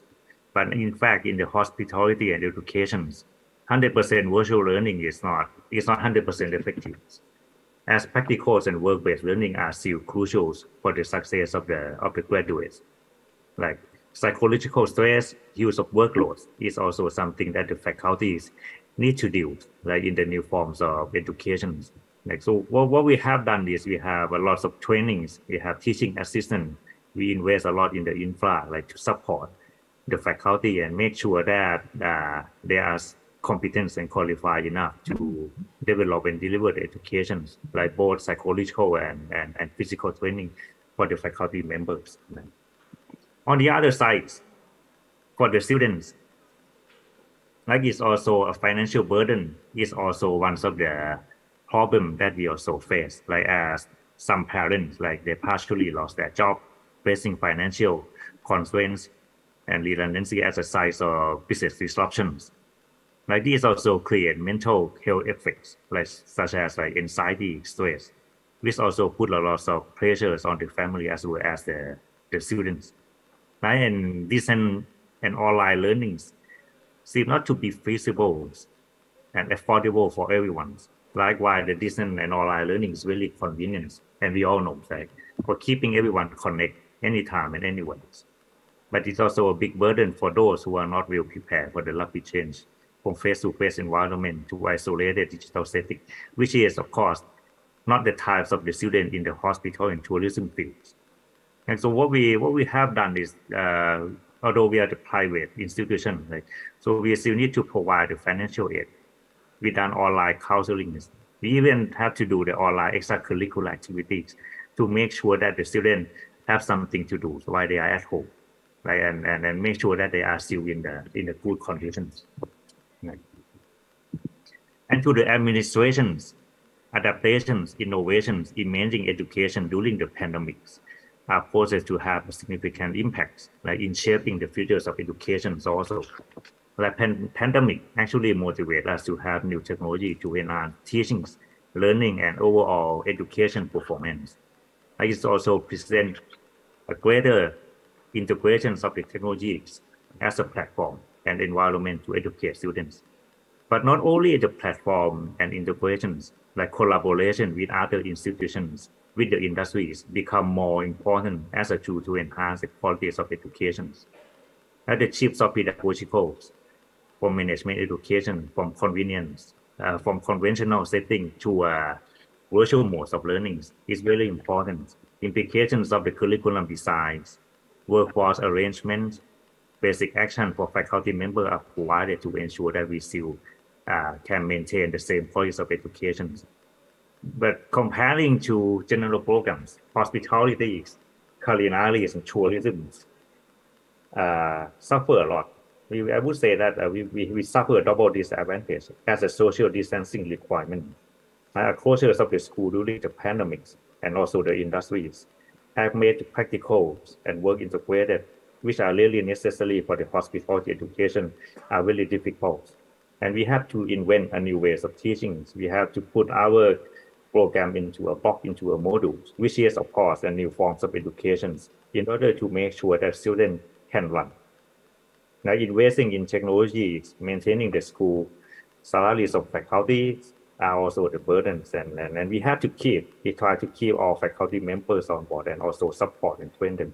The biggest asset for the education institution is people. So people management and development are really the key strategy for us. Right. But impact of the COVID, in fact, actually shaped the way we teach and the way we learn. Like the needs of education actually never change. Like one of the school in the Western world that may consider to be the first was established 1,000 years ago. It in fact was founded by students. And we have talked a lot about the student center as well as the competency-based education for a long time. But we have to admit that education is sometimes one of the sectors that's always moved behind the industries until the COVID hits. And it forced the education to wake up and change and make sure that we have changed and then adapt to the new ways of learning. Like one of the examples that we can see that textbooks will be gone. Like the long-term trends of the COVID will accelerate into the education. Technology will have actually been involved in the evolutions of the educations, like since the ancient times, like from caveman to ancient Greeks to Victorians and now to the present days. Like from shape the stone to curve the drawing cave walls, like to papers and paintbrush, and now to digital pens and the tablets. With the technology available, it is clear that the simple broadcasting pre-record lecture is no longer an option for the future forward thinking of education institutions. Like it may be a challenge for the people industry like us to move away from the traditional forms, but we need to use them wisely as a tool to enhance on how we operate, of course, including teaching. And we're talking about disruptions. Educations and industries are always linked, and pandemic really forced education to think more forward and align ourselves to the industry even more. Focusing on qualifications is not the radar for us. It's not radar for Thailand. It's not radar for, I think, for many countries. And we have to make sure that students are competent. Actually, this is an education institution priorities. Right.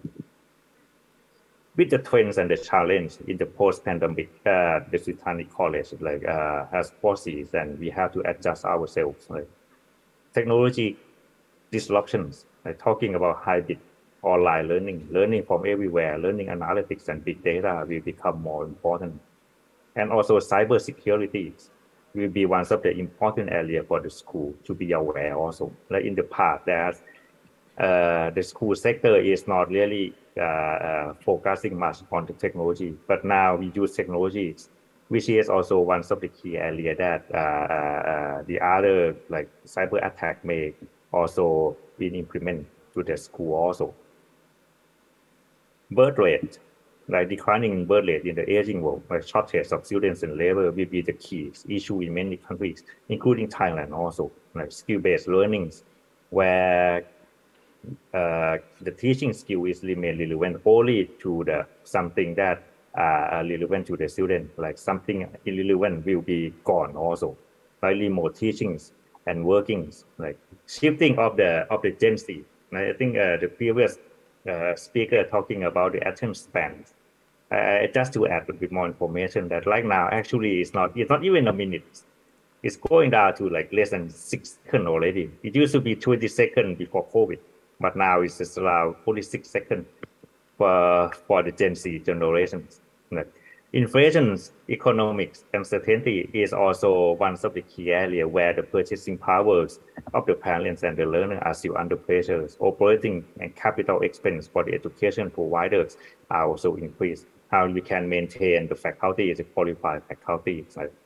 Geopolitical also create uncertainty in the higher education, impacting on the student mobility. These are something that what we face, and also the public funding, the higher education, where actually right now one of the trend is like the focus is moving towards the vocational education, which is the result, the shift on the studying behavior, where the degree is not so important to these generations anymore. Like these are some key challenges that we have seen. Right? In the hospitality, like consumer behavior will be changed also. Sharing economy, technology, wellness will play an important role in driving the industry, where the educations also have to follow what is happening in the industry to make sure that these are right. In the future, it is middle class driven, last minute booking. Is shifting from tourist to traveler, where the local experience is very important. Like delivery platform, workplace integrations of all the activity will be the key also. It's a platform economy, core everything's personalized experience. Like customer journey will entirely shift. like to mobile device. And this is something that where the educations need to have a look and then focus and change on how are we going to tap with all these change. To education itself, learner behavior also change. Like it change into work focus, competency based, right? And redundant contents will be gone also. Lifelong learning to a creative bank micro-credentials will involve more in the education. Like technology to online, virtual teaching, big data, personalized experience will play important roles also. Like faculty members in the future will not just come and teach, but to facilitate and to inspire, have the knowledge for the student they can find anywhere, they can learn from anywhere. Right? The student will not come to school just only for the knowledge. They come to practice. They come to be inspired by the faculty. And that is also the future of the education also. Right? We have risks and opportunities. Like the risks that the higher education also face is the big the school size, like will be gone also. Like the big school will reduce their size. As many programs will not match with the market. Specialized school will open more and more, including hospitality school also. Economic instabilities that caused by the pandemic, including inflation, will still have a significant impact to the parents, to the students, and also to the education. Like less students will come to school, like where they shift their learning behavior into a longer term, which is something that the school will need to focus in the lifelong learning, like shortage of faculty members, the qualified faculty members is also one of the challenges that we may face. But at the same time, for Thailand, there are also plenty of opportunities. The recovery of tourism, the popularities of culinary, the demand for the qualified worker, the demand for the hospitality personnel, not just only in the hospitality industries. Now it's including the automobiles, banking, medical care, and in many fields that are still need people with the hospitals, with the hospitalities, like health and wellness tourism will also have a significant impact to the industry. These all are the opportunities for the school and also for the learners, right, to be grabbed in the future also. Right. For us, Lusitani College, actually we are the first corporate higher education that focusing in the hospitalities and education in Thailand, where actually we will synergies the hotel operations, like to build the competence graduates to the industry.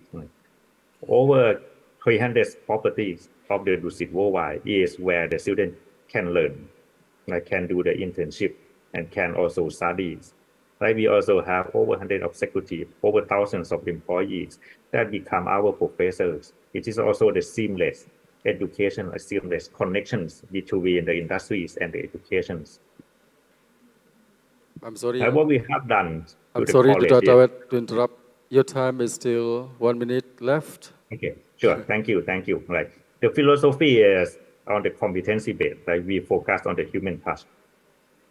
For the hospital industry is a people industries where we still need people, which is actually one of the last industry of in the world that it will be replaced by the AI. But we have to use AI wisely and make it tap with the human touch, which is the key of the hospitality. Right?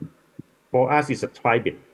Like it's not the campus industries anymore. It's not the homes in campus. It's a tribute where we combine campus, home, and industry all together to make sure that it's not the education, it's not just education, it's beyond education, where we need to build the careers and life for the students. And that is how we work at the Lusitani College. Right? And I would skip to the futures of education in Thailand also. Right? We believe that flexibility is opportunities. Like yesterday, we discussed a lot on the LINTP, which is one of the tools. It is also not just job mobility, it's also flexibility of hospital education, like personalized, make it flexible, match with the student demand. It's an opportunity for education industry, and it should not be blocked by the traditional curriculums. Right? And at the end, the community-based education that match with the industry and the student need are the keys of success. And students should be able to learn anywhere, anytime. It should not limit by the timing. And this is something that our school also need to grab and making sure that is tapped with the new trends of the students. Right? And let me end up the presentation with this slide. Right? Coming to school is not for the knowledge, like for the student to learn. And in our industries, it's a skill that the student need to learn. Like, so that is something that even though the change of the COVID on the post-COVID, but at the end, the focus of the student are the same, where we have to focus on the student and focus on how they can work. And that's how we shape the student at the Lusitania College. And thank you.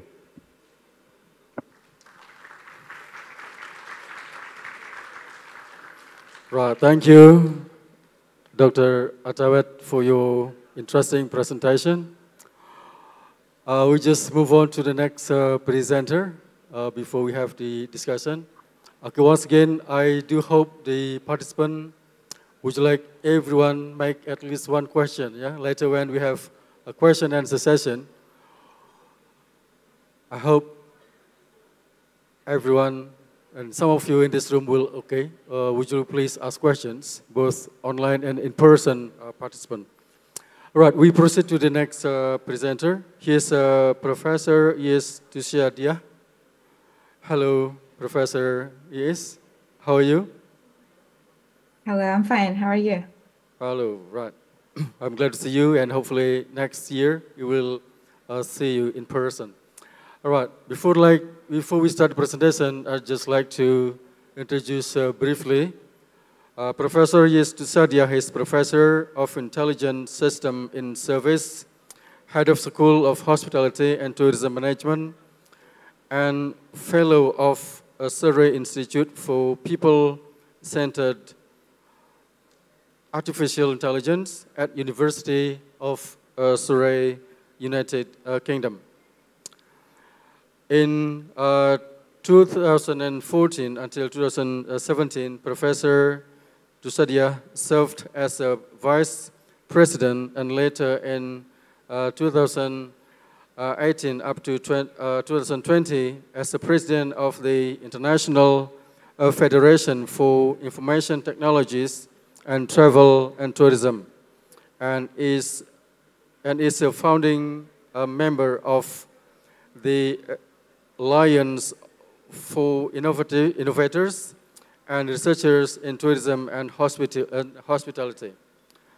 Professor Yes also served as a member of advisory group for World Economic Forum, Travel and Tourism Development Index in 2021, and as a part of the working group for World Travel and Tourism Council's Women Empowerment Initiative, and a non-executive director of Visit Surrey.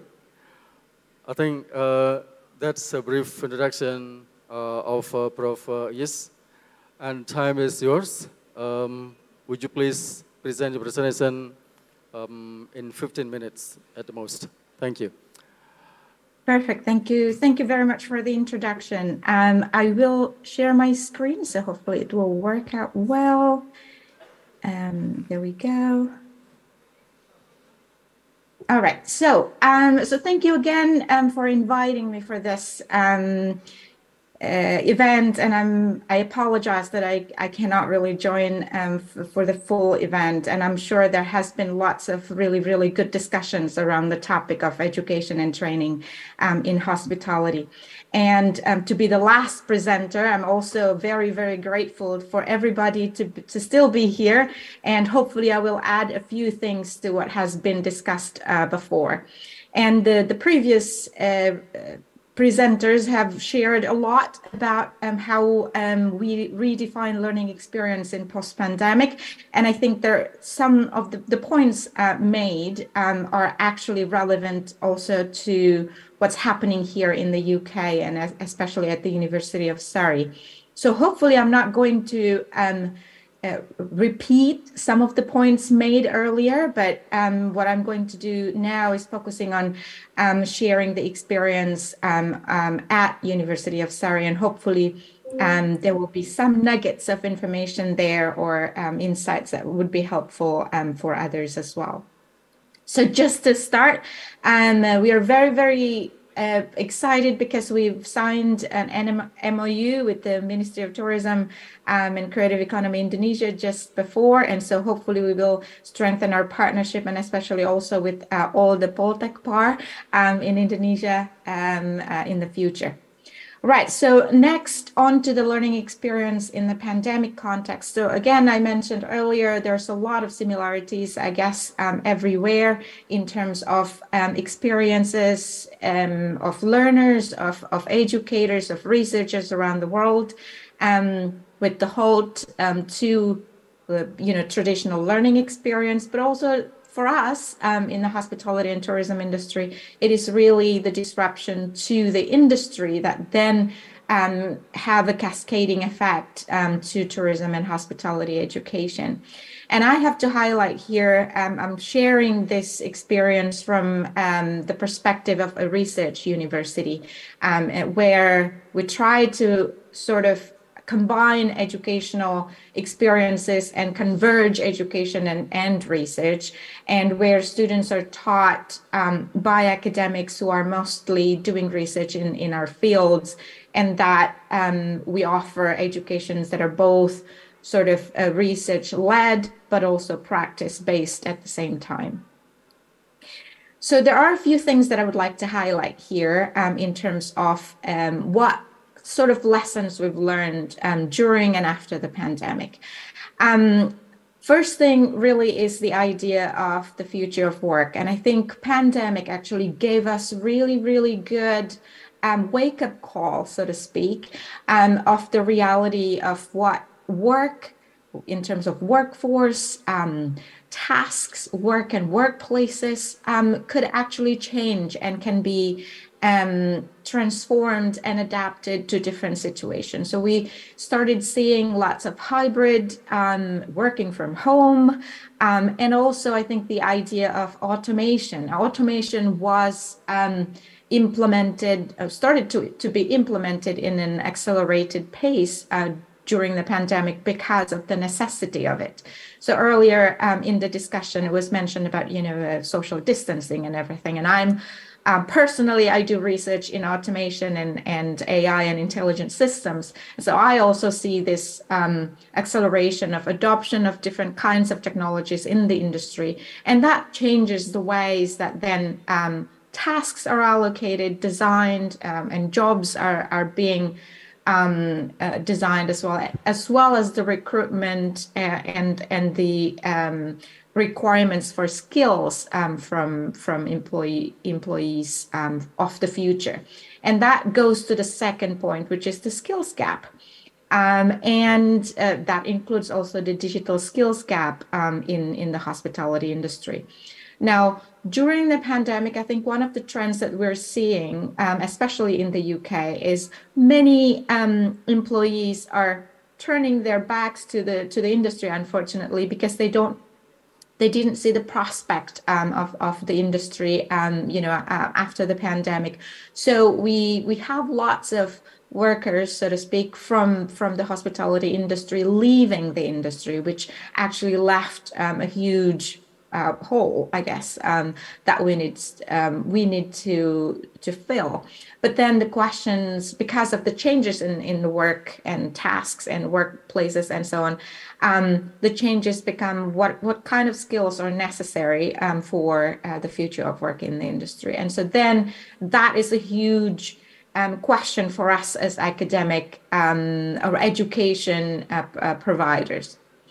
Another trend for me that's really important during the pandemic is digital innovation. It's really amazing and fascinating to see how our industry, entered in order for them to survive, obviously, that they are really innovative in the digital space. So we've seen many companies and organizations pivoting to digital offerings and so on, but we also see a lot of startup companies sprouting in the area of digital hospitality, whether it's in terms of delivering the service, or actually back office sort of operations. So we have we've seen different how can I say, trends and advancements in this area.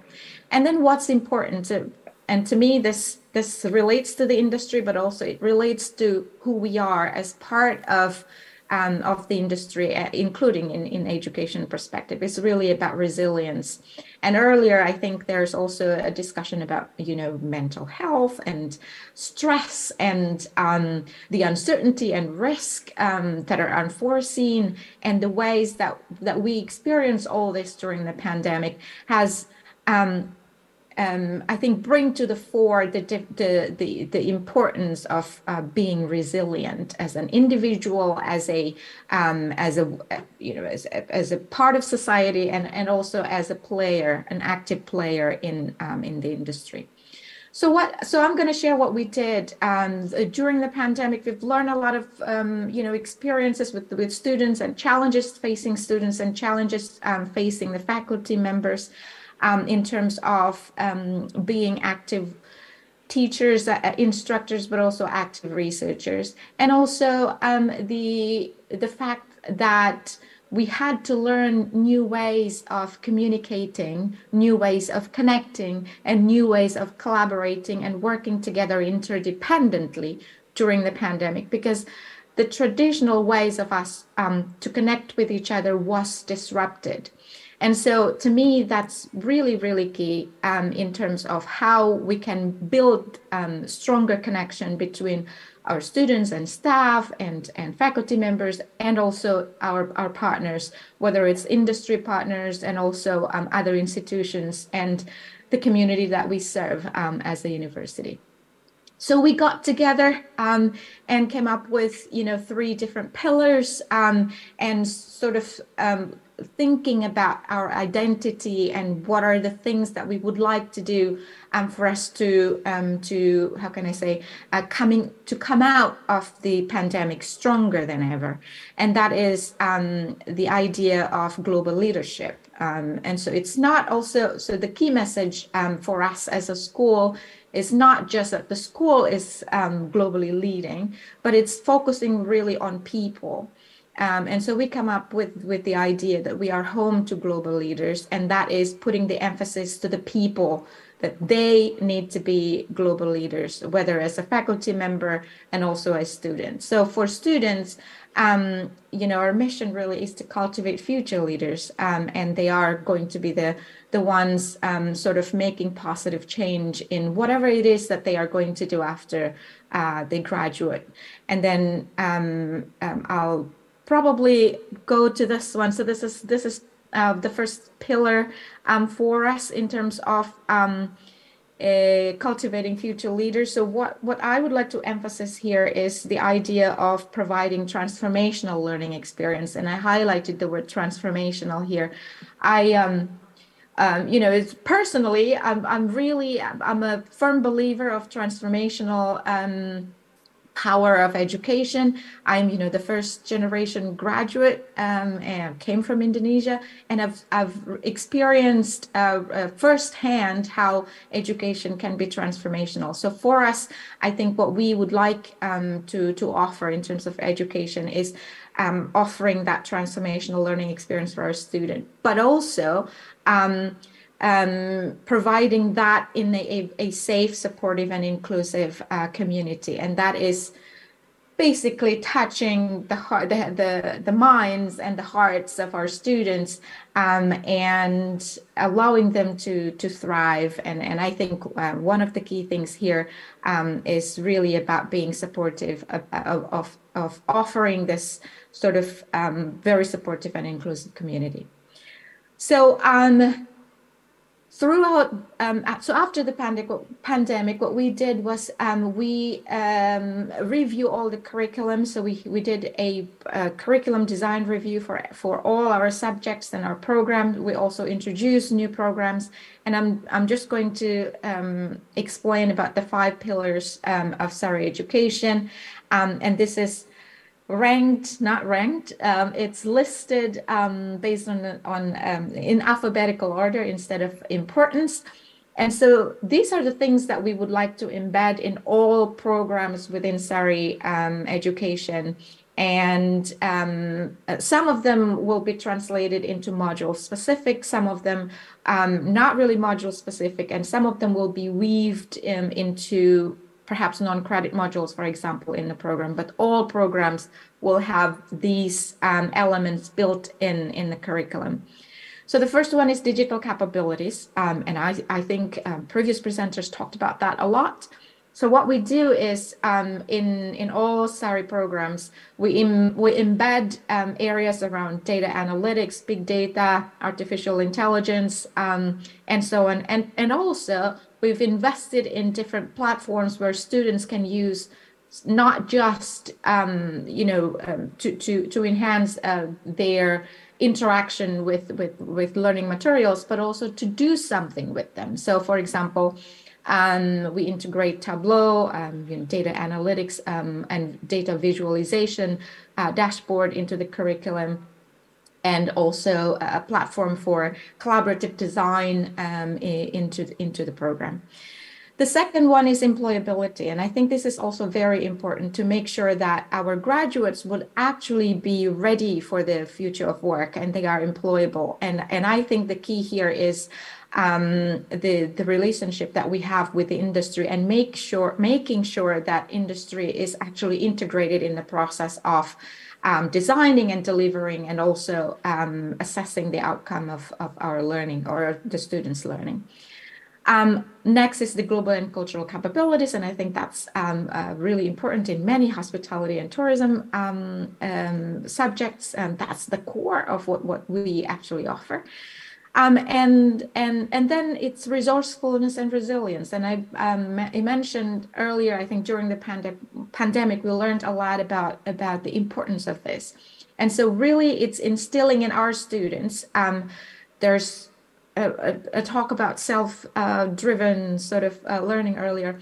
It's really about how to develop this capability of being resourceful, knowing where to get help if you need help, for example, or knowing where to get information when you need one, and also knowing how to mobilize, so to speak, your resources and your strength to think and act beyond what has been imagined before. And then last is really about sustainability. So we live in an increasingly resource-scarce environment, and the importance of planetary health and the importance of us being stewards of our planet and our environment. So these are the things that we then infuse into all the curriculum in all our programs.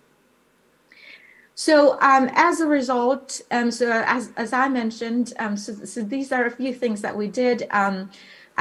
So I will highlight, I think, the middle part here. So we are certified Athena Swan Bronze Award. So this is essentially to demonstrate that we are we are very intentional in making sure that everyone is included. And everyone, regardless of their backgrounds and characteristics, will be able to have equal opportunities and will be able to thrive in our environment. And then another one that I would like to highlight is this. We introduced this program, International Hospitality Management with Digital Innovation, which is an online MSc, just after the pandemic. This is just to show how we turn challenges into opportunities. And so the idea that during the pandemic, we have to shift into online education. Sorry, and that... Yes? Yes. I do apologize. Would you like to summarize your presentation, please? Sure. The time is up. Okay, so, right. So I'll go probably to the next one. So what's the future of learning experience going forward? So one of the things that I would like to highlight is a lot of these disruptions make us think about, I guess, the university in overall, so not just for hospitality and tourism education. So this is our traditional learning model, where you enter as a learner, you enter and you're admitted to the university, and then you graduate with a diploma, certificate, and so on. And there is this alternative model that perhaps, I'm not sure if this is the right one, but one of the things that we need to consider, perhaps looking into the future of university, is a circular model where we emphasize lifelong learning with skills at the center, or development of the skills at the center. And this means that we need to actually make sure that the opportunities of learning will be there, and that we can question when students can start, becoming part of the community. Is it at the age of 18 after high school, or is it earlier? And when they go outside of the system, is it after they graduate? But the idea is that people can still come, or our graduates can still be part of the community and come back for a refreshed learning and so on. So that is it, I guess, and I hope that we can have a discussion if there are some questions later. Thank you very much. Right, thank you, Prof. Yes, for your presentation. Now it's time to have the questions and answer.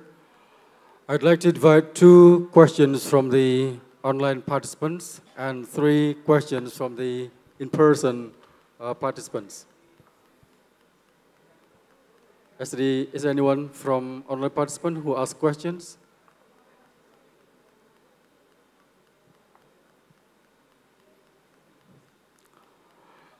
All right, while waiting for the online participant asking question, would you like to, the participants who are attending in person, would you like to ask questions?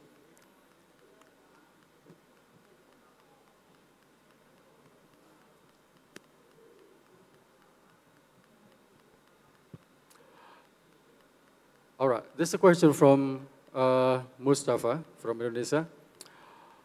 The question is, what should the training institutions prepare and do to get the readiness of students to face the rapid development of IT in tourism industry? From Makassar. He's, I think, Pak Mustafa from Poltekpar, Makassar. Once again, the question is, what should the training institution prepare and do to get the readiness of students to face the rapid development of IT in tourism industries? Okay. Mr. Fu Chuang-Chan, would you like to start answer questions? I think at the end of the day, what is important is we need to start to infuse the usage of IT into the curriculum. Just to share with all the audience that are listening in, I recently launched a new diploma called the Diploma in Tourism Management with Technology. As we start to incorporate some elements of IT, all right, and the students start to see the benefit of using. Now, I'm a hospitality school, I'm not an IT school, so I don't teach programming, I don't teach development, but I think at the end of the day, the graduate outcome that we are trying to achieve is that students must know that IT is a possibility. And as we start to incorporate them into the curriculum, they start to use it, they start to see it, they start to see the benefit, then, then it leads to self-directed learning in future when you graduate to kind of explore what's more and what more can you implement at the workplace. So to me, that will be my short answer to that question.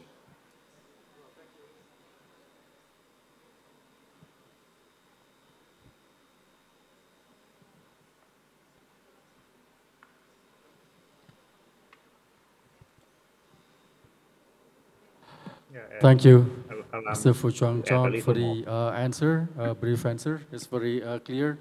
I'd like to invite Mr. Atawet. What's your perspective on this question?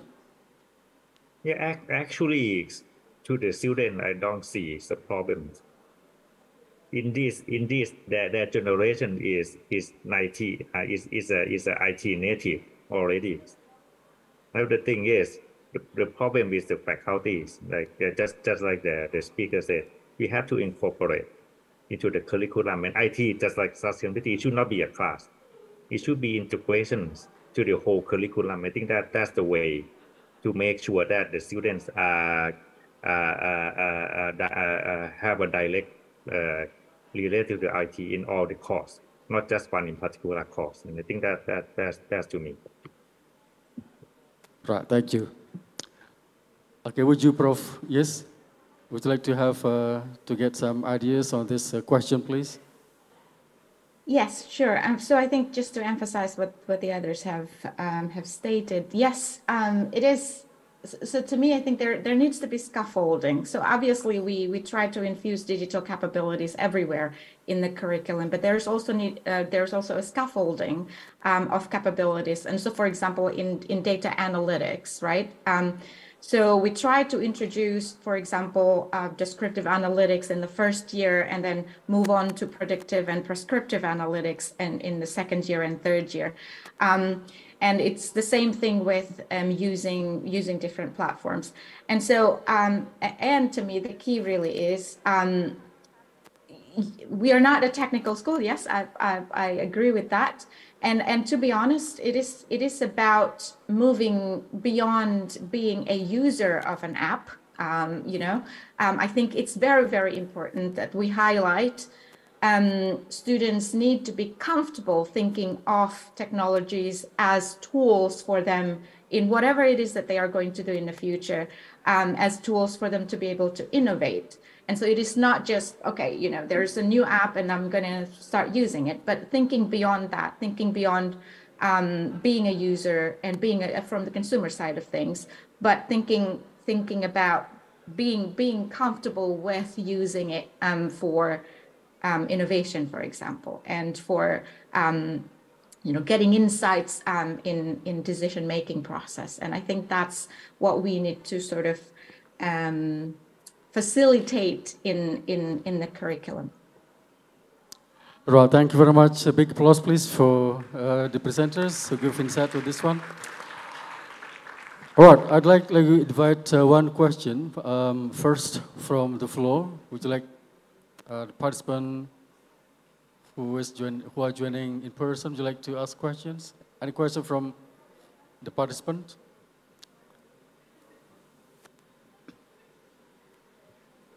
Yes, please. Right.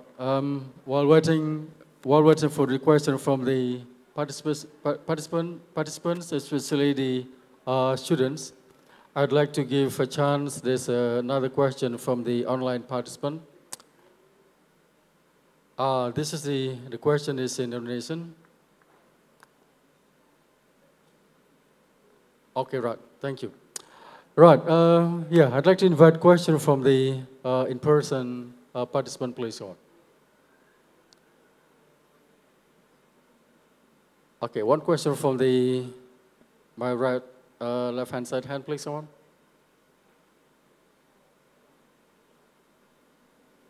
Yeah. Right, Mrs. Christina, right, yes, please. Thank you very much. Interesting presentations, really. But I'd just like to know, will there be need for schools, physical schools? Because you're going digital, you're going self-directed learning. There are, many apps that are happening. So the schools you have schools like buildings with several buildings, etc.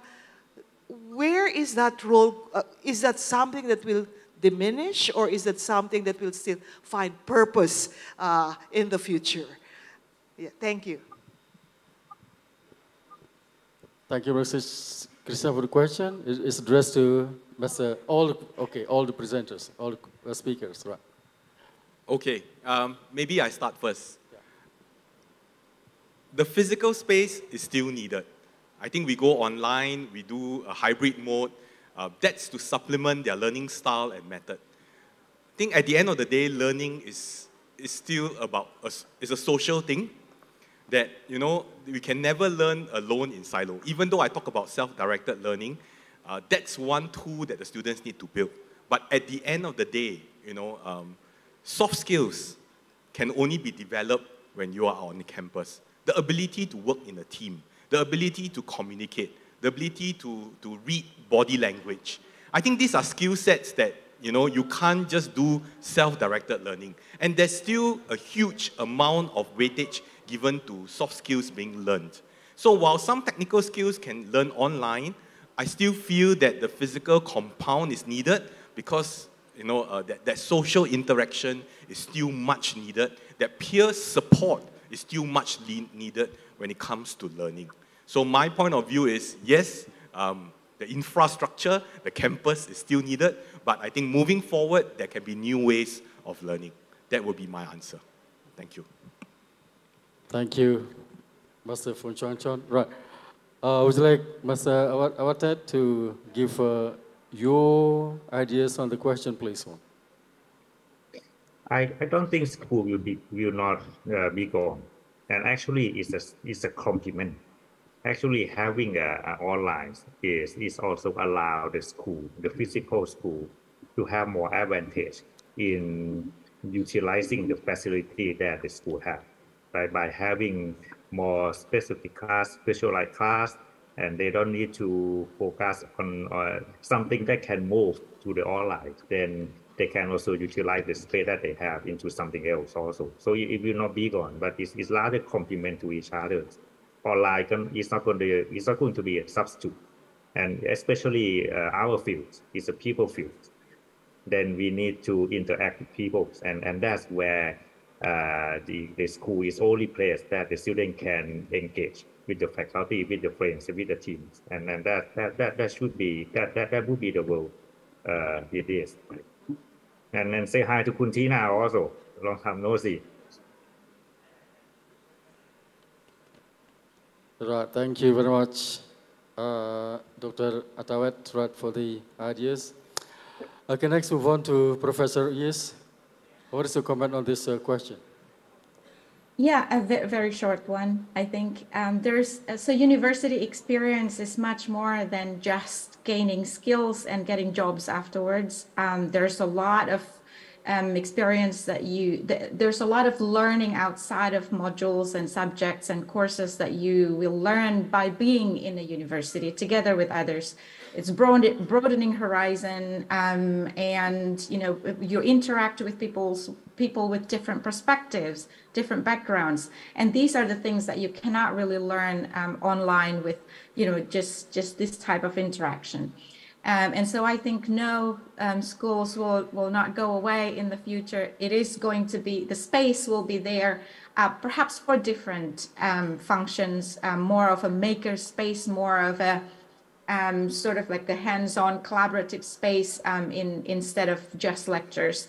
But one thing I think that's very important also for students is the idea that coming to the university, being with others, broadening horizons, and creating network. These are the things that will,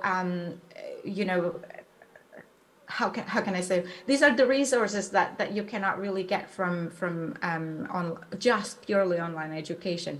And most of the time, I think employers will also look into this, that when an employee come to join a company or an institution, they come not just with their own knowledge and perspective, they come with their network. And so I think these are the things that universities can offer going forward.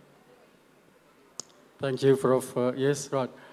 I do apologize for the honorable speakers, participants. I'm sure you may have some more questions, but because of the time, the committee has demanded me to close the session.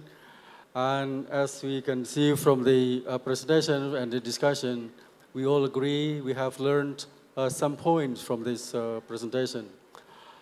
As the result or impact of the pandemic on the learning and education management, the key thing is, I'm quoting Mr. Fu Chuan Chuan expression, this is education reimagined, right? Here there is a change because of the pandemic COVID-19. There's a change, a challenge, a trend in terms of the students learning activities, and then also the management, education management, and then later in the employability. In terms of education management, there should be a collaboration among the stakeholders taking part in the education. And then in terms of the students, there should be a shift between manual strategy of learning into digital learning. Most students stop using textbooks and learning. They search materials from the online materials. And then in terms of the teaching staff, they start searching and doing research and how to develop the learning resources. The key point here is adaptability and acceptability. So there should be adaptability in terms of learning resources, learning strategy, and also how to manage the educational institution.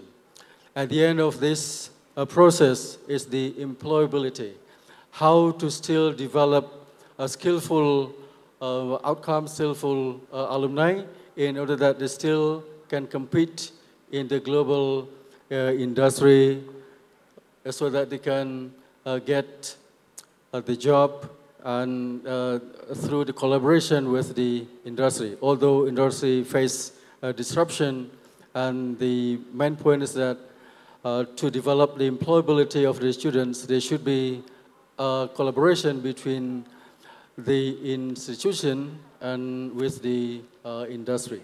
I think that's the thing that we can learn from this last presentation. I'm sure this is the last presentation, but I'm sure this is not the least, right? Thank you very much for our honorable speakers. Please, big applause, please, for the speakers. And thank you very much for those who asked questions. Again, our appreciation, please, a round of applause for those who asked questions. And also my appreciation to the management of the NHI Bandung Tourism Polytechnic, Bapak Anda Darnova, Bu Endang, and especially for the students who are organizing this event. Our appreciation, right? So this is a good practice, right? So this is the successful teaching of Prof. David Hin, how to develop a MICE and event. In this case, this is the best practice. How the students of MICE and event management organize this big event by coordinating with other study programs.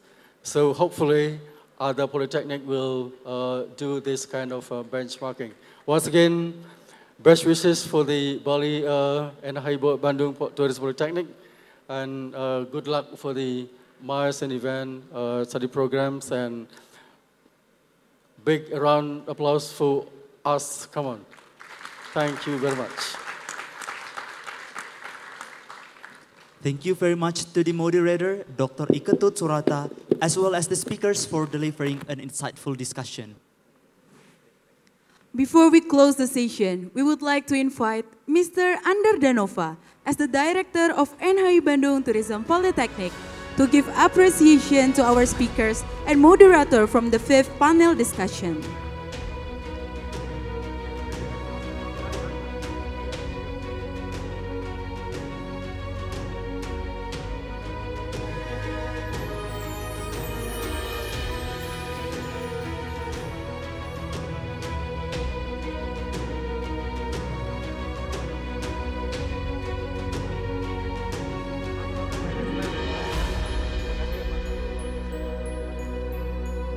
For documentation purposes, we will commence the photo session.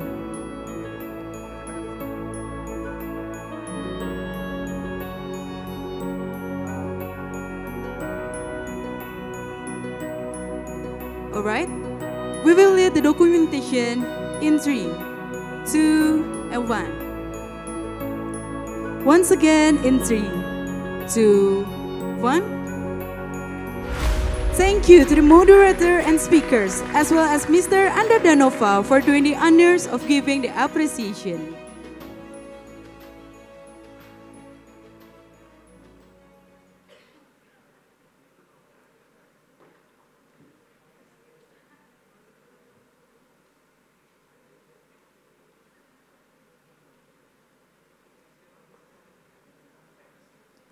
respectable speakers, tourism academia, researchers, scholar communities, participants, ladies and gentlemen. To officially commence the closing of the ASEAN +3 Tourism Training and Education Network Forum 2023, we would like to welcome the Honorable Mr. Andar Danova as the Director of NHI Bandung Tourism Polytechnic to deliver the closing remarks. To Mr. Andar Danova, the floor is yours.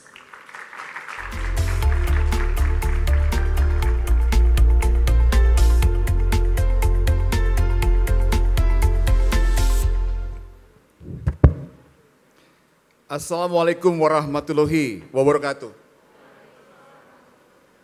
Om Swastiastu, Namo Buddhaya, Shalom, salam kebajikan, salam sejahtera untuk kita semua.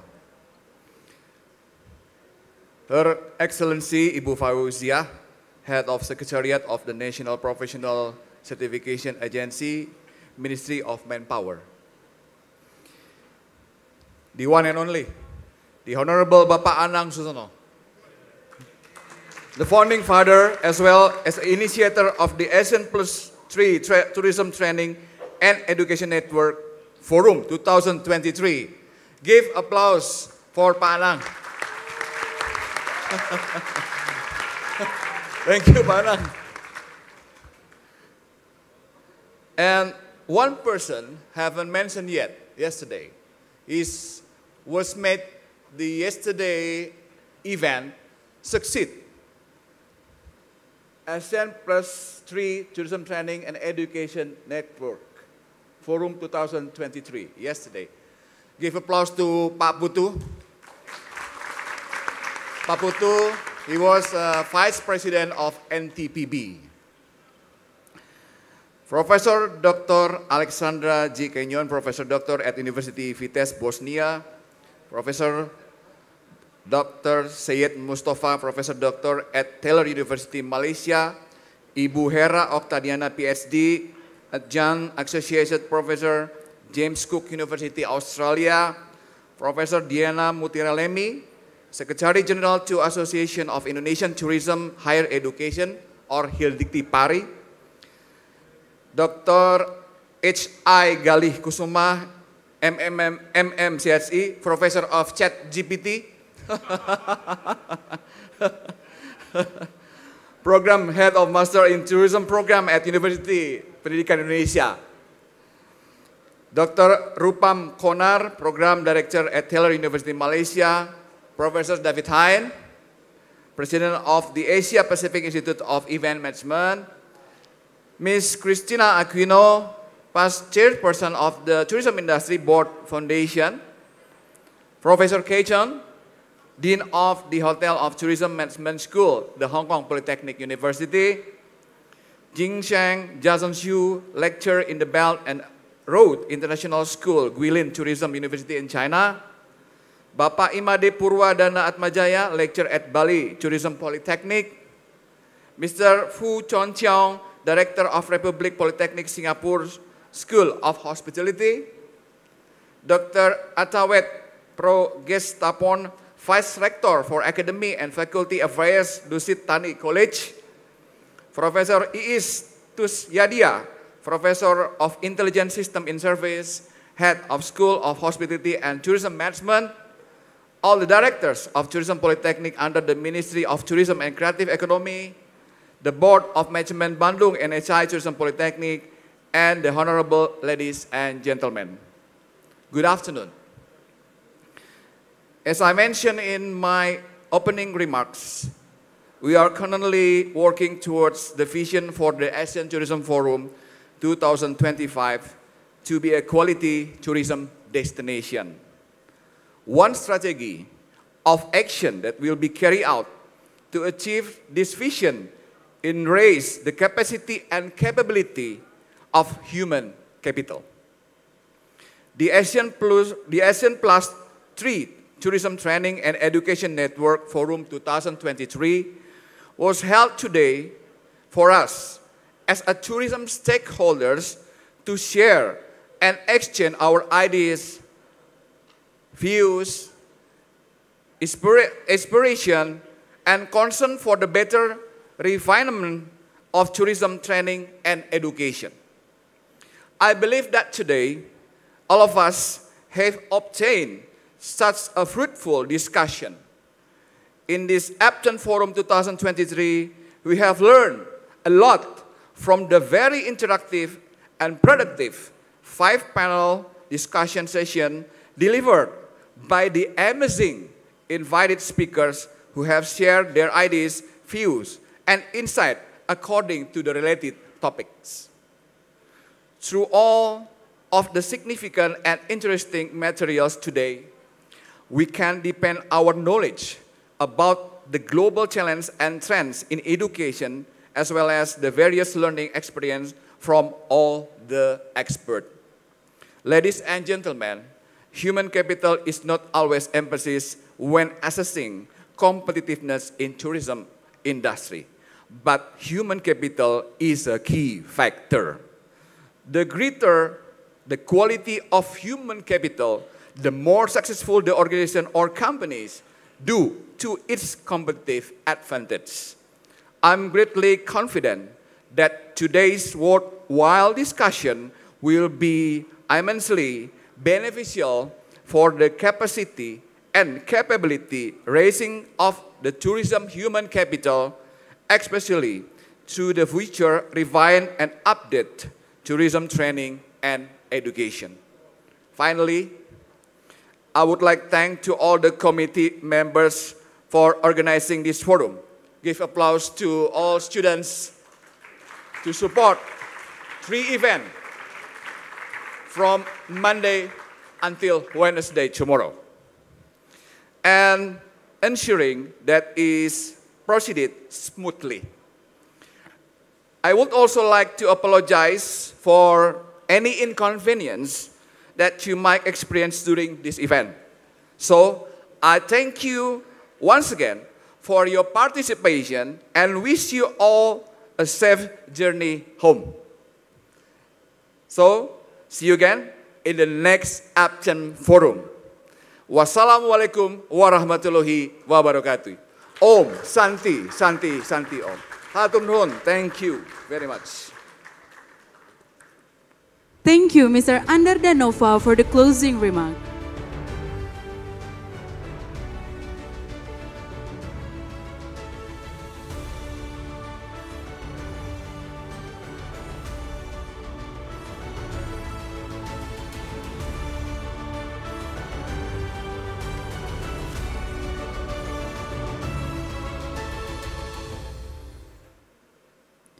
Ladies and gentlemen, this is the end of the ASEAN +3 Tourism Training and Education Network Forum 2023. We would like to express our gratitude for all the honorable and distinguished guests, as well as bright and respectable speakers for joining us in this forum. I am Anthony Sam. And I am Helsinki Del Grande. We are students of the Travel Department of NHI Bandung Tourism Polytechnic. It has been our honor to be your master of ceremony.